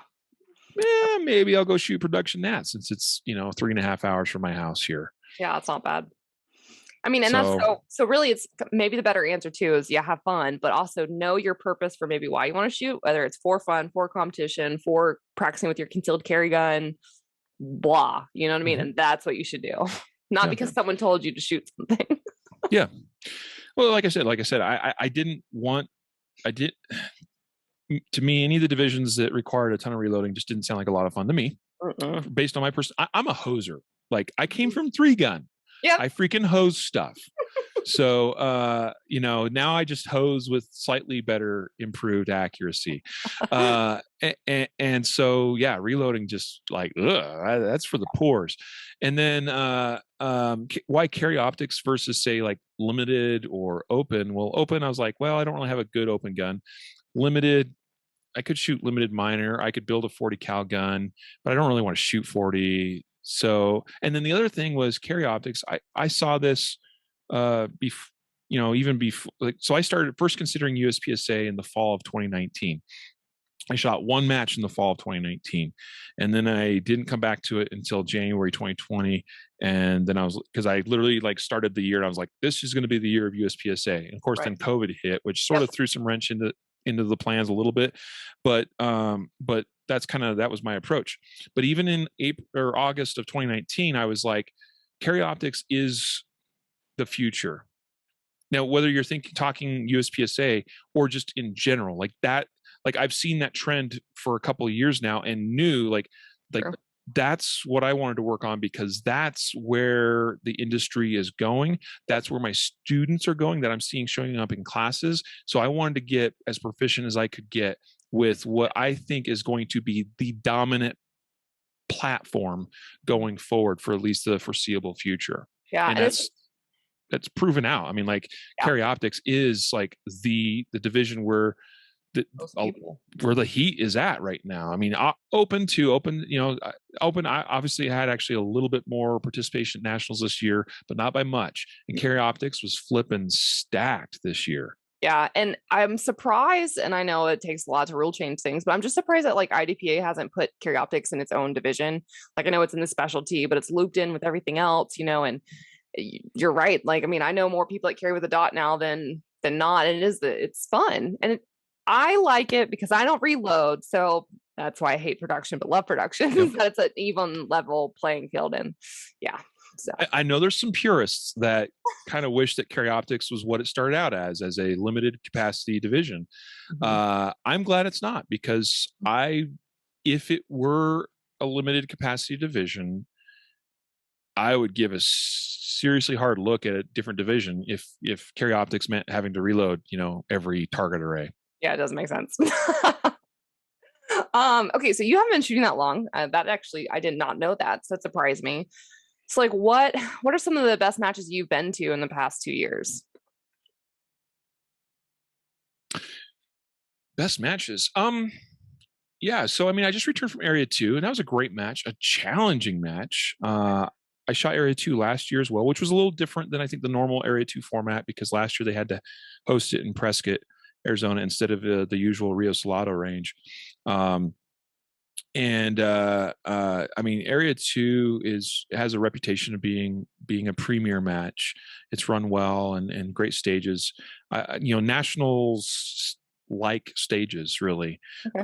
Like a nationals light, and that proved out this year. Oh my gosh, if you saw the number of tight partial targets, hardcover, no shoot, I mean, tons and tons of partials, and some stuff at distance a little bit. So it was a challenging match this year.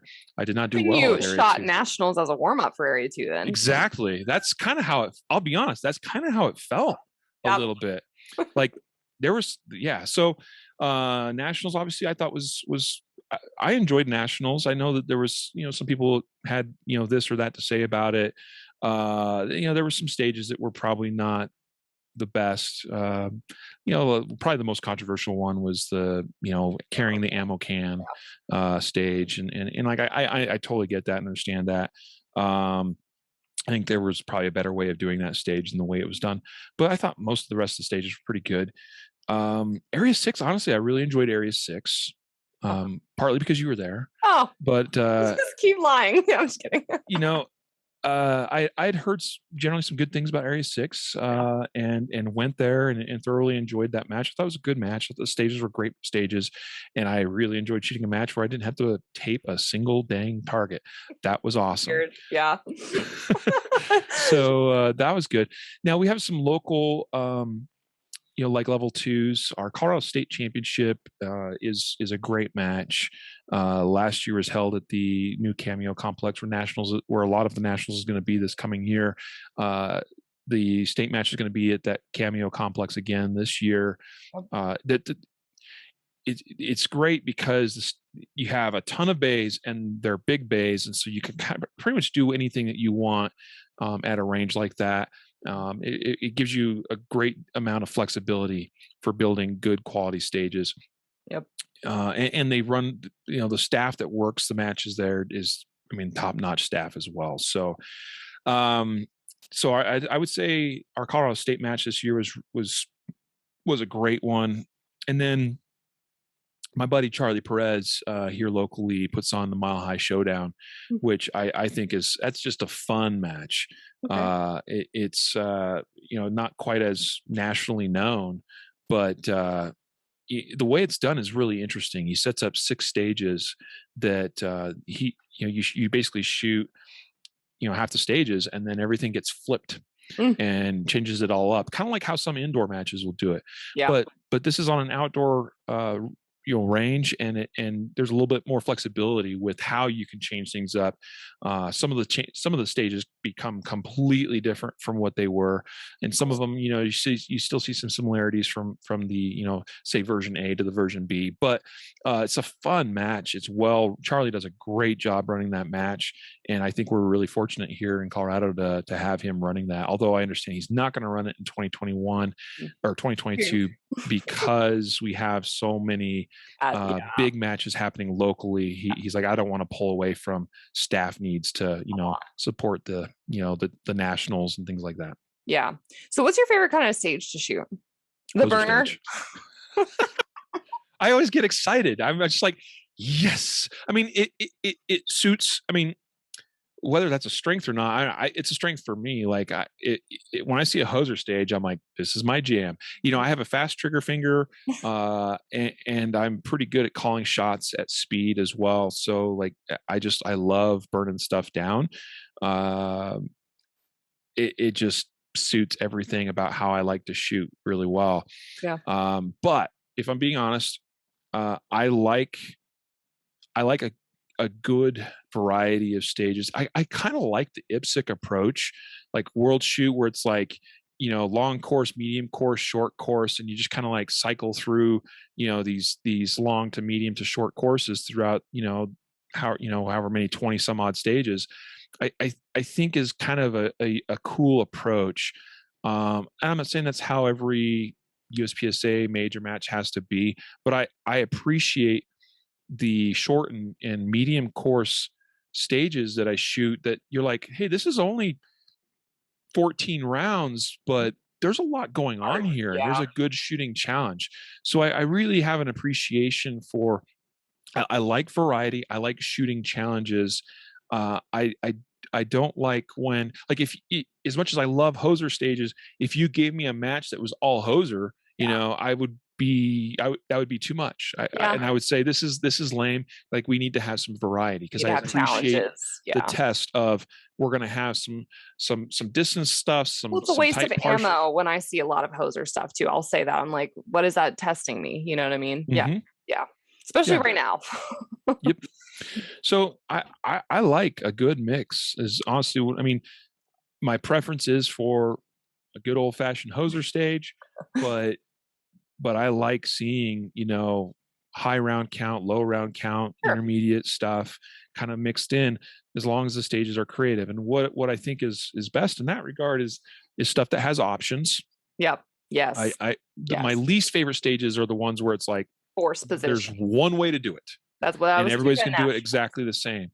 Yep. That's like, like, now it's just, it's a shooting test. Yep. But it's going to be like, with stages like that.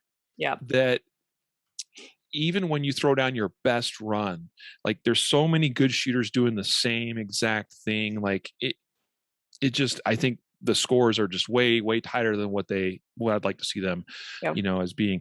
So I like seeing options, and I like seeing a test of, in my own pistol intelligence course, I have a set of standards that my students shoot, and they test them on accuracy, which is the first standard. It's an accuracy standard. Then we have a draw standard. Then we have a recoil management standard. Then we have a transition standard and a throttle control standard. And I think those are the basics of shooting. Like that's the core competencies. And that's the way I approach it in my class. Number one, we got to make sure you can at least hit what you're aiming at. That's accuracy. Number two, we got to get things out of the holster and get a shot off in a reasonable amount of time, or nothing else matters, because almost everything starts with the draw.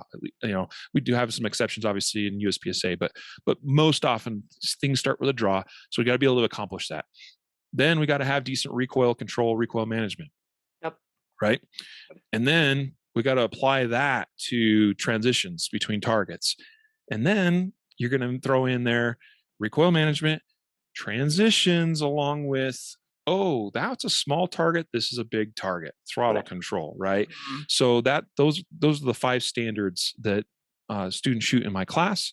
And I like to see stages that test at least, on those, again, draw is not, you might start with a loaded or unloaded start, but or a table start or whatever. But you get what I mean. Like, I want to see some distance changes, some transitions. I like seeing close transitions and wide transitions. I think those are all very valid tests for well-rounded shooters. Yeah. Now I want to wrap up the podcast a little bit with talking about your day job and ConcealedCarry.com and how all of that came about. Because I know you hit it at the beginning, but did you want to talk about like how you guys came together with the URL, or if you just want to talk about the journey? Yeah, I have no problem with that. So in December, it'll be 6 years that I came on board full time with our company here.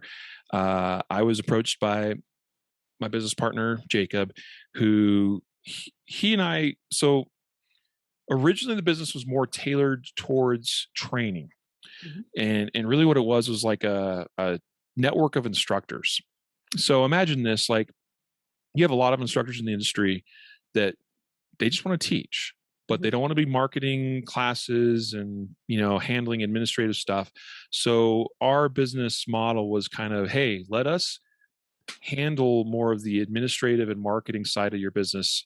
And you just show up and teach. Yeah. So we had, dozens of instructors as part of, at that time, what was known as USAFirearmTraining.com. Okay. I came on board in 2012, 13-ish, somewhere around there. I actually approached Jacob and said, hey, I noticed there's you teaching here locally in the Denver metro area, and that you've got a couple instructors in Utah that are also teaching under your brand.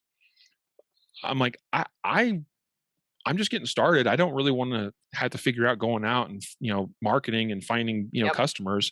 I'm like, is there an opportunity here for me to just kind of come in under your brand and teach classes here in the Denver area? And he's like, yeah, sure. So that's how that started. And over the years, that relationship deepened. We became friends, and I'd like to think I showed a lot of initiative because I'd throw a lot of ideas his way, and I think something along the way there made him realize, hey, we'd work together in a full-time capacity. And so he approached me with that opportunity. Like I said, a little bit about 6 years ago, actually, is when those negotiations took place, and then I started full time right about the new year of 2016. So we were still USA Firearm Training for the first full year of our business after I joined, full time. And we had targeted ConcealedCarry.com, which at that time was owned by a retired cop and his sister, who made concealed carry vests. Okay. Like the classic, like fisherman's looking vest, or the shoot me first vest for concealed carriers. That was all ConcealedCarry.com was that's what they specialized in. They had this URL, this domain name, since like 1997. Holy cow. Very forward thinking in that regard. They're like, hey, we're gonna buy ConcealedCarry.com, and we're making these vests. And like, that like for a couple of old fogies, like they were Brilliant, way ahead beyond of their their time, time. and the website looked like it was still, designed in 1997. True. So we had approached them about, buying the domain name. And initially they were like, nah, we're good doing our thing. And then all of a sudden, a few months later, I don't know, somehow we reached out to them or they reached out to us, and they're like, you know what, we're kind of thinking it'd be nice to just be retired, like truly retired. And you guys seem like nice dudes. So like, we're open to having a conversation with you. So we started negotiating what that would look like. Part of the deal was, and it wasn't necessarily something we wanted, but it's what they wanted. And to make the deal happen, we had to go along with it. They wanted us to carry on the business of selling A vest. concealed carry vests. Mm-hmm. And excuse me.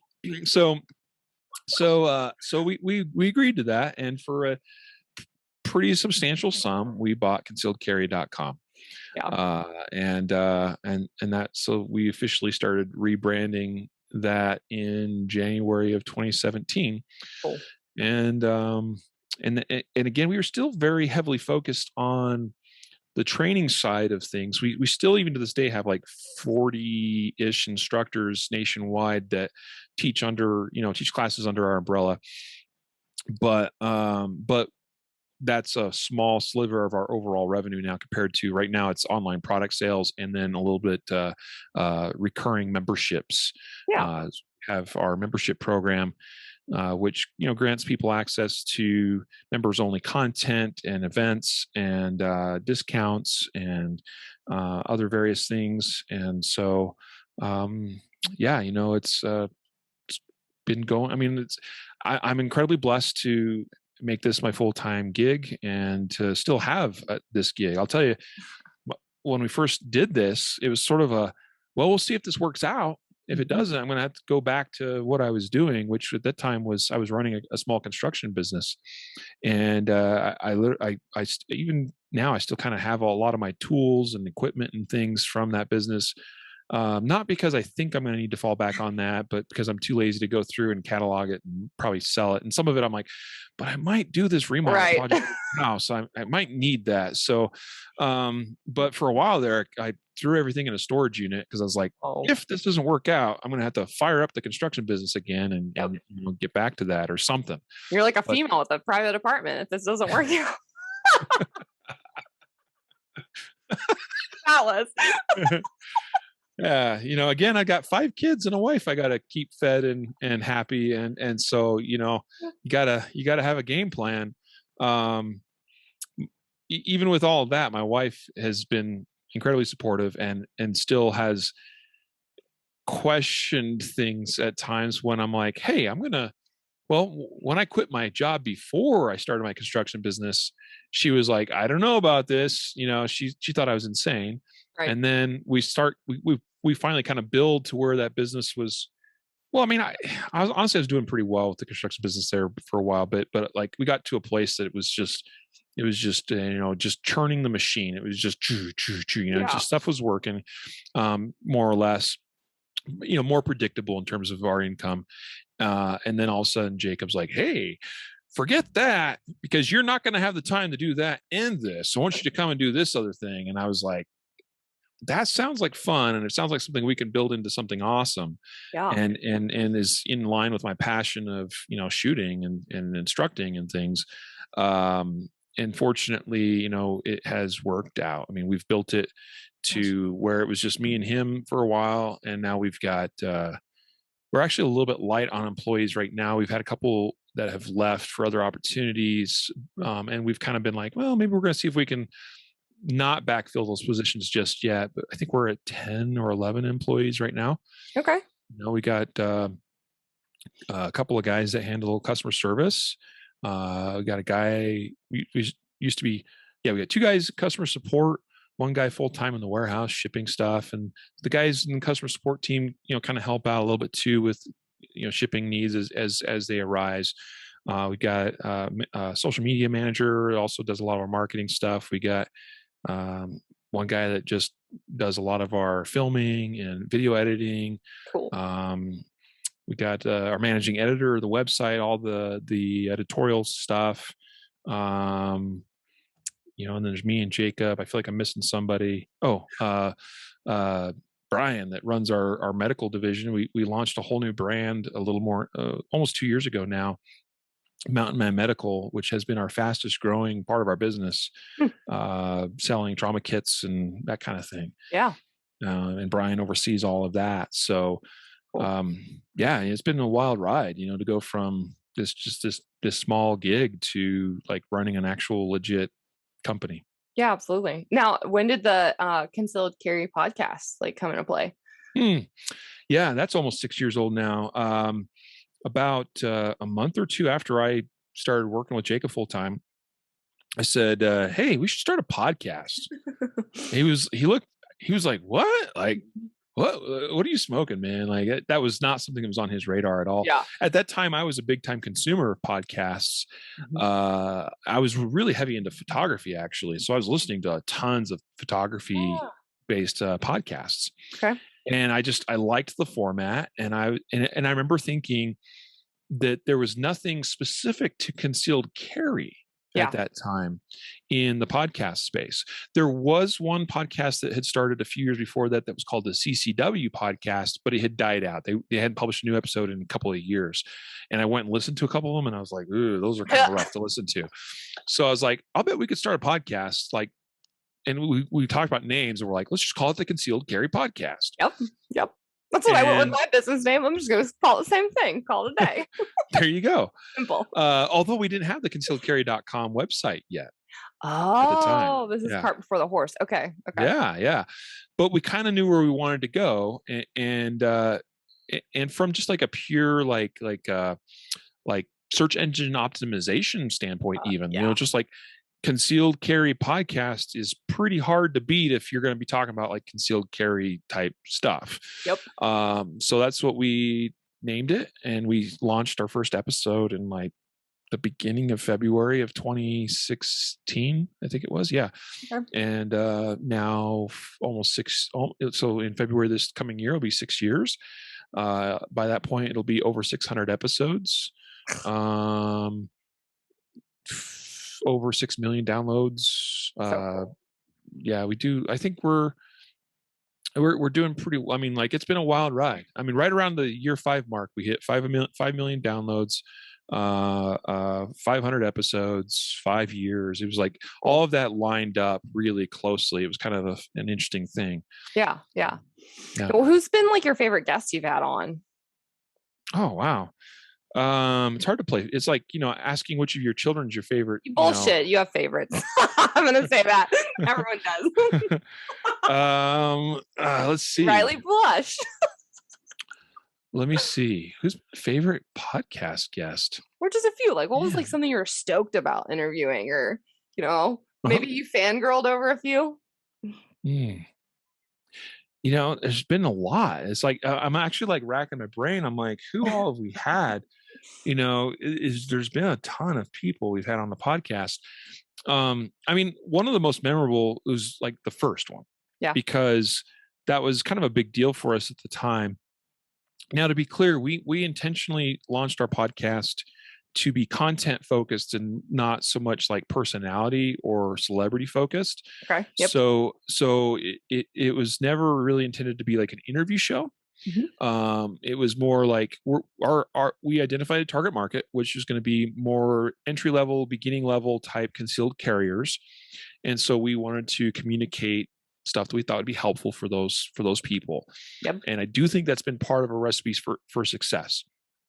And even now, like I don't talk to a lot of my friends and be like, hey, you should listen to my podcast, because most of what I'm talking about in the podcast, although our content has matured a little bit because our audience has matured, we still a lot of times are talking more down here rather than up here, where my peers are. Yeah. So we've always tried to maintain that and remain focused on the people that we started it with the intention of serving.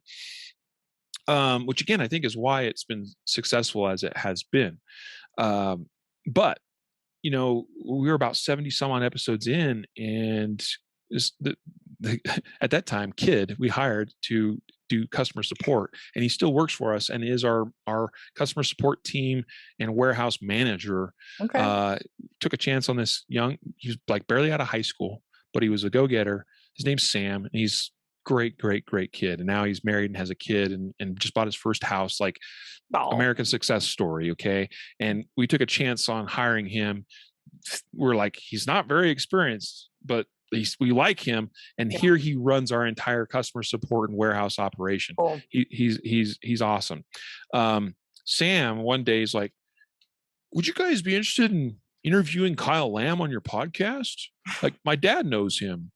And like, he used to come stay at my house when I was a kid and stuff. Oh, wow.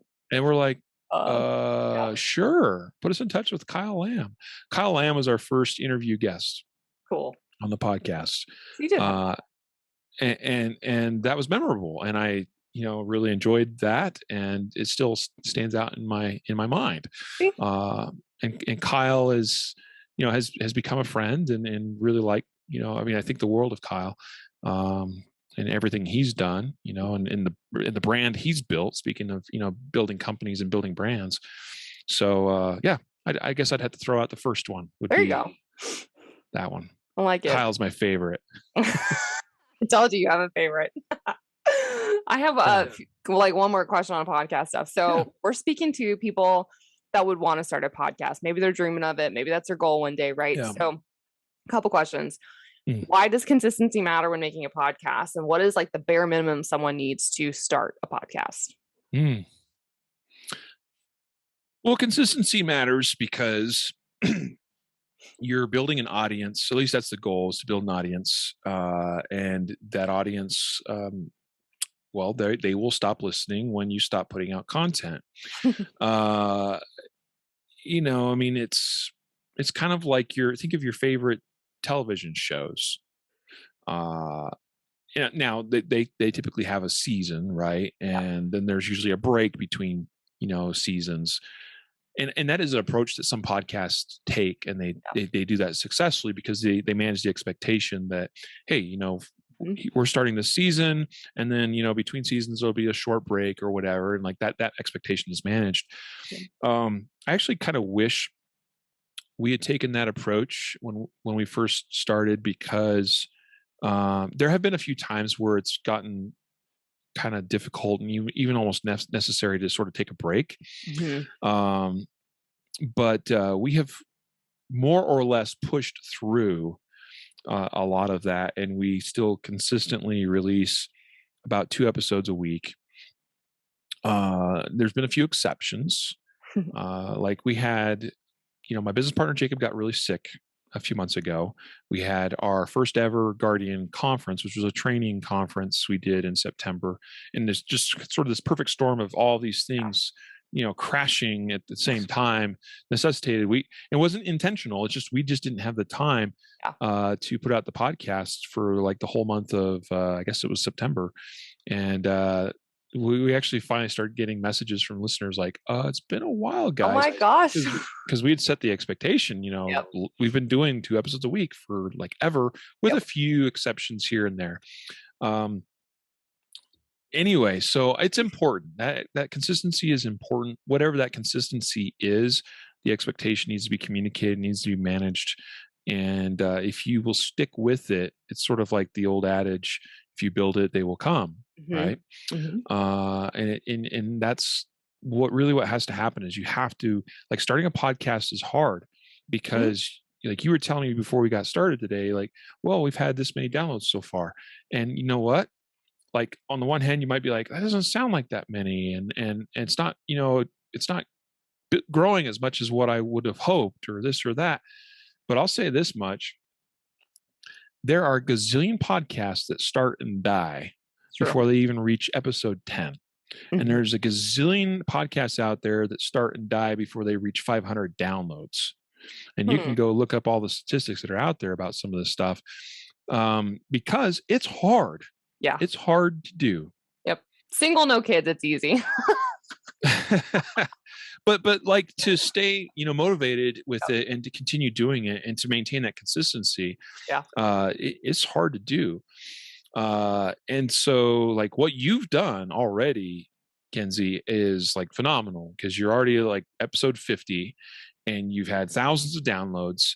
And whether that exceeds, meets, or doesn't meet your expectations, I want you to know that's awesome, because there are a gazillion podcasts that have come and went during that time that you won't even know about because people couldn't do it and couldn't stick with it.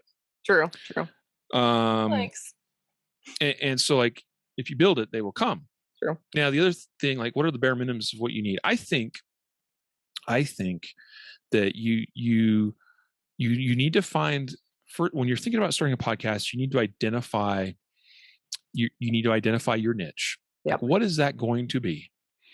What is going to be unique about your show? Because there are a gazillion other shows out there. Yep. What's going to attract people to listen to your show? And that's honestly one of the hardest questions to answer. Mm-hmm. But you gotta answer it. You gotta figure it out. You gotta find what that is. So answer that question. Come up with a concept that matches or reflects or fills that niche.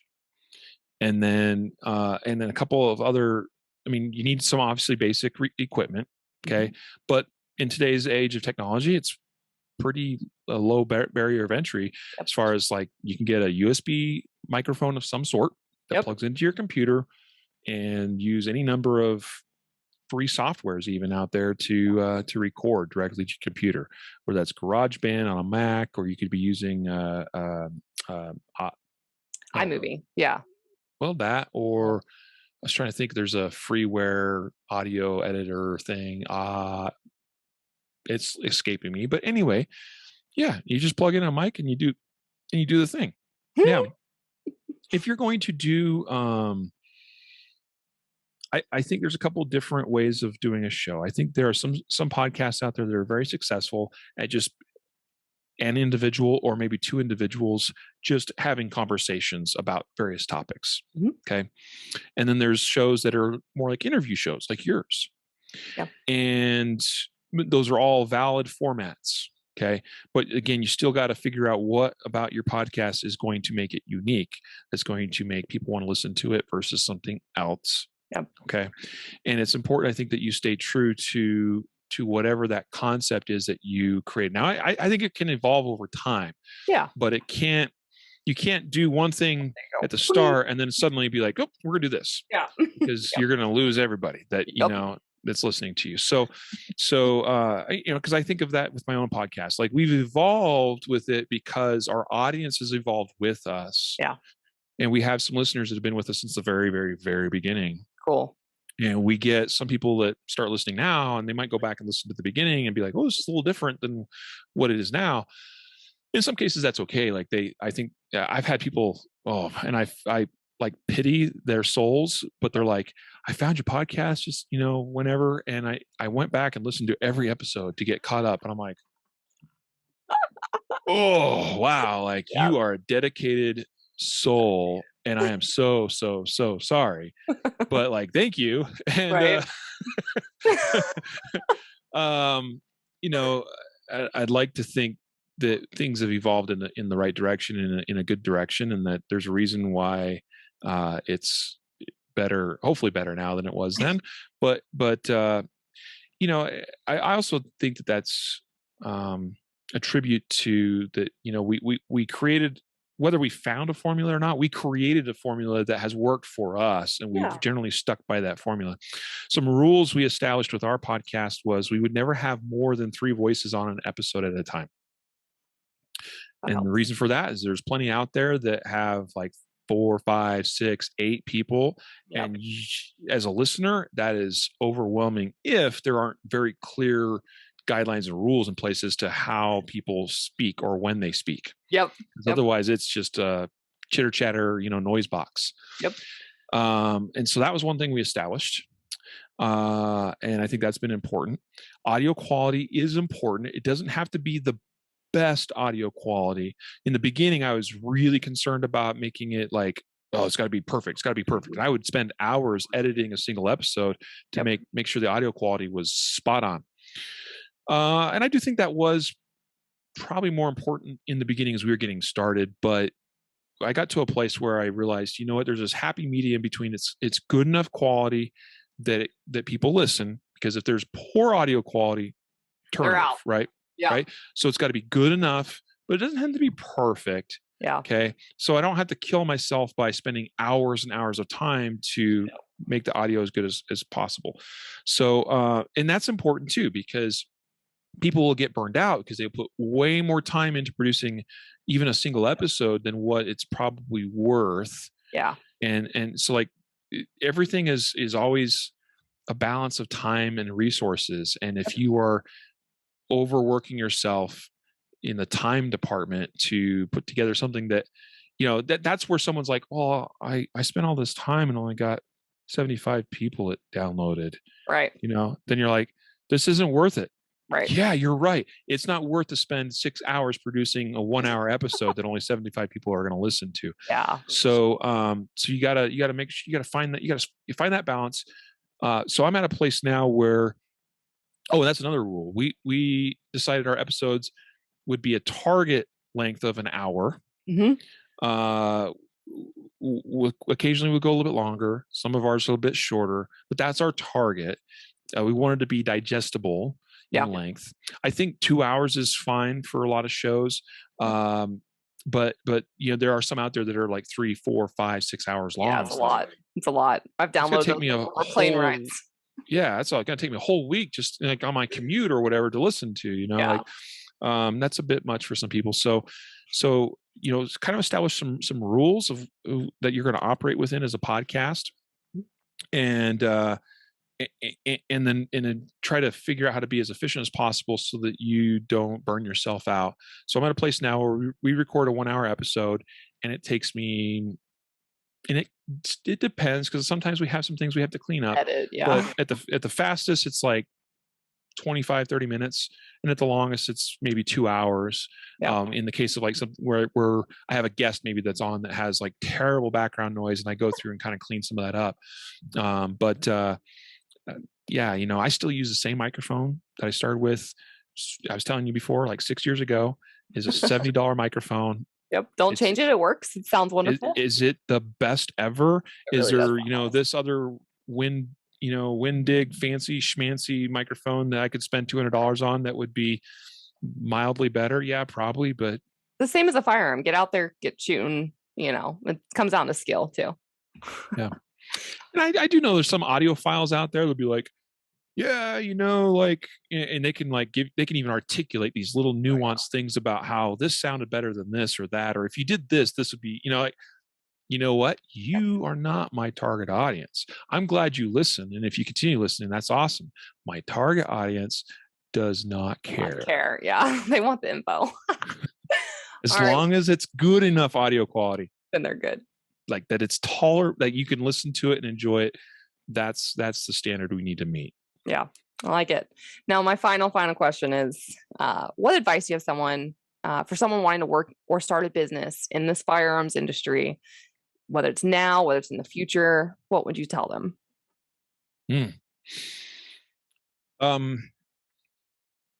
What I think I have found as I've been in this industry longer and longer is that there's no one sure path to get into it. And so a lot of people, will ask I've been asked the question, how can I get started in this? And it's like, I don't know that I can spit out a formula for you that you can follow that's going to get you to where you want to be in this industry. Because what I see, especially amongst those that I see as being the most successful in the industry, is there's always their path getting there is always unique and different. I mean, whether like a common thing is, you'll see some of these YouTubers out there that have massive channels. I mean, it's like you have Matt from Demolition Matt, 4, 5, 6, whatever, 7 million subscribers on YouTube.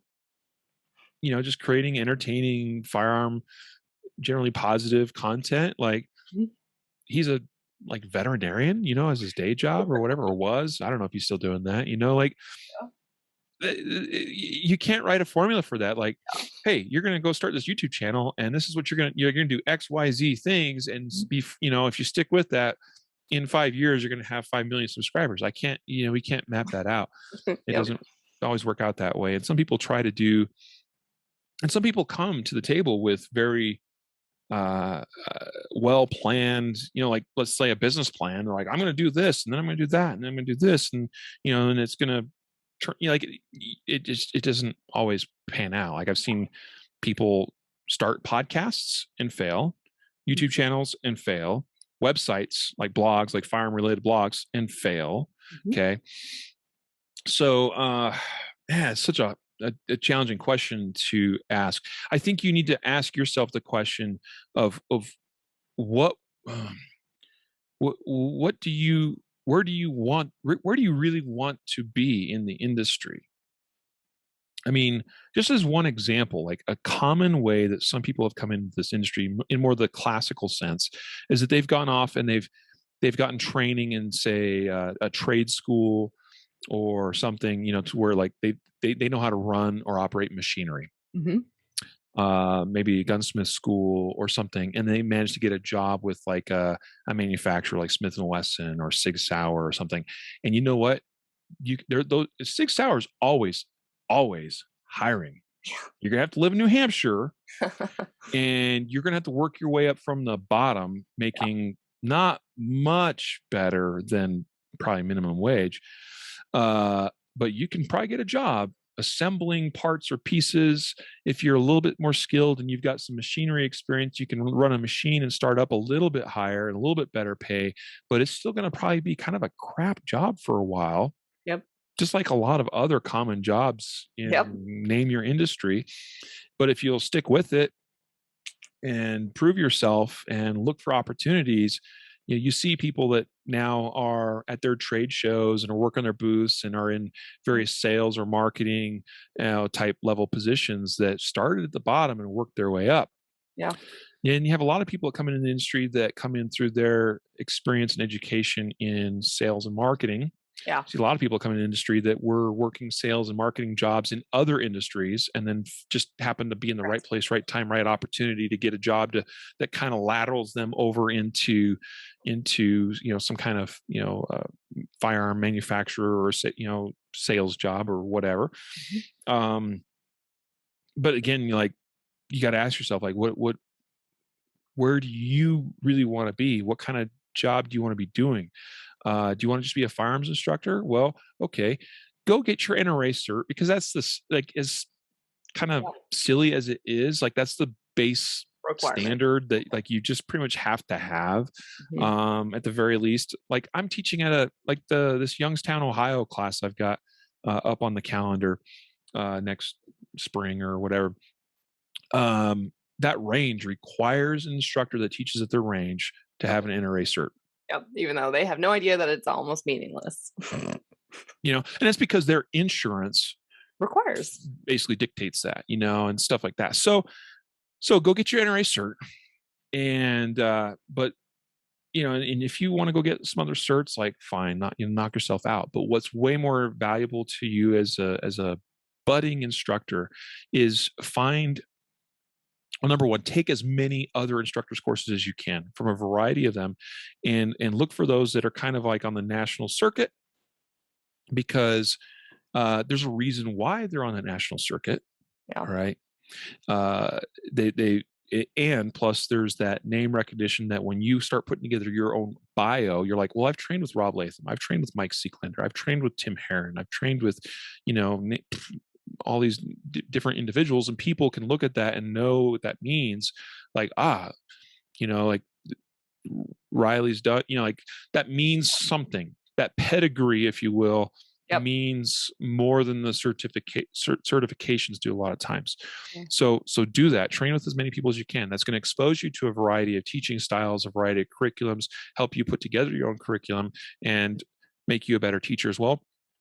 And then also reach out to an instructor that you respect and trust, that you look up to, and ask if you can assist instruct for them, even if it means volunteering and donating your time. Yeah. Yep. Which is usually how it will work. I would not do that with the expectation they're going to pay you some amount. Yeah. Okay. Because number one, you're going to get a valuable education by following them, shadowing them, learning from them, assisting, instructing under them. Okay, that's worth something.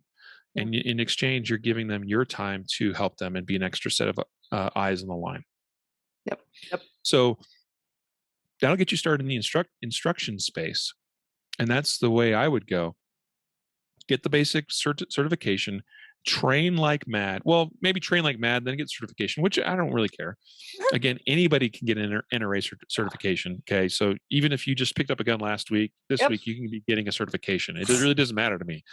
But don't do that and then be like, I am an instructor now, even though I just picked up a gun last week. Yep. But I passed the NRA test and, and stuff. So anyway, but train like mad, learn from others, find mentors, assist instruct for somebody. And that's the way I would come up in the instruction space. So there's so many points of entry. And again, everyone's way of getting there is unique. I mean, I was a construction industry project manager. I worked for myself. I worked for other companies, including some large companies, worked for the federal government for a couple of years, hated that. Then worked for myself. Okay. And did a lot of different things for a lot of years. Along the way, became a reserve officer. Okay. Became an instructor. And then all of a sudden, here I am. Yeah. Like I can't, it's like you asked me in the beginning, could you have foreseen that? Could you have guessed this where you would be? No. So I couldn't map that out and give you the same formula of like, you do this, and you'll end up in the industry. Yep. I like it. I mean, one final thing would be become a high-level competitive shooter and win a national championship. Yeah. Unclassified too, if you do it that way. But no matter what and again, that's going to be a non-standard way of going, and it will not be smooth sailing along the way. No. And it's going to require a lot of work, but that is a way. Yeah. Time, money, effort, ammo. Good luck. I would say find some little, sorry, I keep, you're like, I'm ready to be done with this interview, Riley. You're good. I think pursue opportunities of learning that are in this space, whatever it is that you are passionate about, and then just be ready to jump on the opportunities as they present themselves. But continually along the way, you got to be pushing yourself, making yourself better in some way. And then it's just, I think, all about looking for the opportunities and being ready to say yes. Which may mean sacrificing some stuff. That's the other thing. You have to be willing to sacrifice, and you need to be willing to figure out what your priorities are. So many people don't realize, hey, if you want to do this, you have to prioritize stuff, and it changes. So you got to figure out if you're ready for that. Yes. And take a risk. You got to be a risk taker, I think, to do a lot of things. Oh yeah. Without a doubt. Yeah. Without a doubt. Still don't know if it'll work out, right? And when you're like me and your wife is not, she is risk adverse, and I'm like, throw caution to the wind. Let's do this. Yep. Yeah, you got to. There's compromises got to be made along the way. Oh yeah, 100%. Well, Riley, any final thoughts you want to leave listeners with? Well,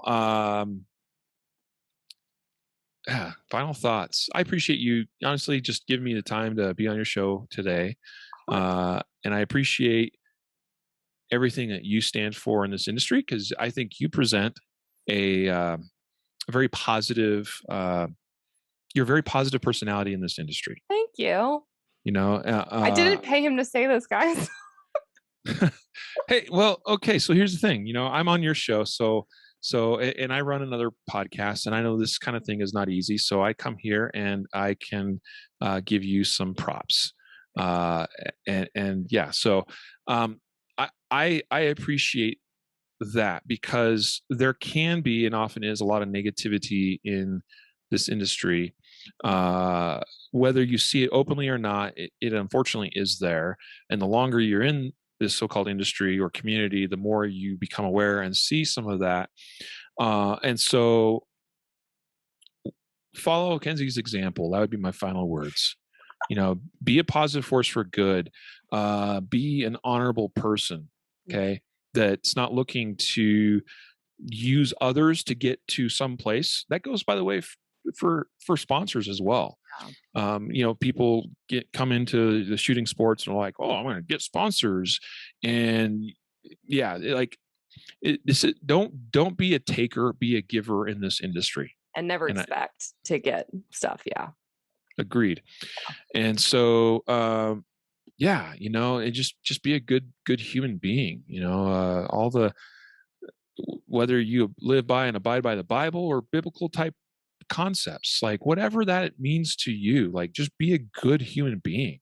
Yeah. Because there's some that could do better, rather than like tearing others down or in some cases outright like stealing ideas or using people for their own personal gain. So I don't mean to be like ending on a negative note, but I went down that path because I see folks like you, Kenzie, doing things the right way. And so keep that up and follow her example. Oh, thank you. Appreciate that. That means a lot, actually. So how can people find you, by the way, on social media and take one of your classes? Okay. So the company website is ConcealedCarry.com. So you're always welcome to check that out. Our company profiles are Concealed Carry Inc. on Facebook and Instagram, and probably elsewhere too. Although those are the two main platforms that we're involved with. My personal website is the easy one to give out. It's learntrainshoot.com. Learntrainshoot.com. That'll get you to my site. My personal is you can look me up on. I don't have like a page on Facebook, so you can always hit me up. Riley T. Bowman is my account on Facebook. I get a lot of friend requests, but so like if you send me a friend request, like that's fine. Like I have no problem with connecting with people, but like maybe tell me who you are. Yeah, like message me and be like, hey Riley, I heard you on, like, even if it's just I heard you on Kenzie's podcast and I like what you had to say, that'll probably be enough for me to be like, yeah, okay, cool, we can be friends. Yeah. Like let's chat. Like, but when it's just random stuff, random people hitting me up, like I usually look at those and like, if there's something that makes it very obvious why we might want to be connected, then I may accept. Yeah. But I definitely get several a week. I'm like, no mutual friends, not really sure where. Yeah. So I tend to ignore those. Yeah. I probably should like just decline, but a lot of times it's just like, so I have a pending list that's like a gazillion long. One of these days should probably clean that up. Instagram, Riley Concealed Carry. Riley Concealed Carry, all one word. So that's where you can find me on Instagram. And I think that's it. Yeah. So hit me up on Instagram, Facebook, website, learntrainshoot.com is where you'll see my training schedule for classes I teach. And I also have a contact form on there. So if you want to actually contact me via email, that's the easiest way. Just use my contact form. Love it. Well, Riley, I will see you at SHOT Show. I need your 2022 list to see if we can get on a squad again. That has to happen. That'd be fun. For sure. Let's do it. Awesome. Sounds good. Well, thank you again for joining me. Thanks for all the knowledge that you dropped today and for sticking with us a little bit longer than I'd asked for. So I'm so sorry. It's all on me. I just like the yapper opens and I just blah, blah, blah, blah, blah, blah, blah. Yeah. He's telling me a time-ish and I'm like, all right, well, he's going to keep going. Love it. Thanks for listening to the Reticle Up podcast. Be sure to subscribe wherever you get your podcasts and on YouTube. Follow along on social media at Reticle Up or 3 Gun Kenzie.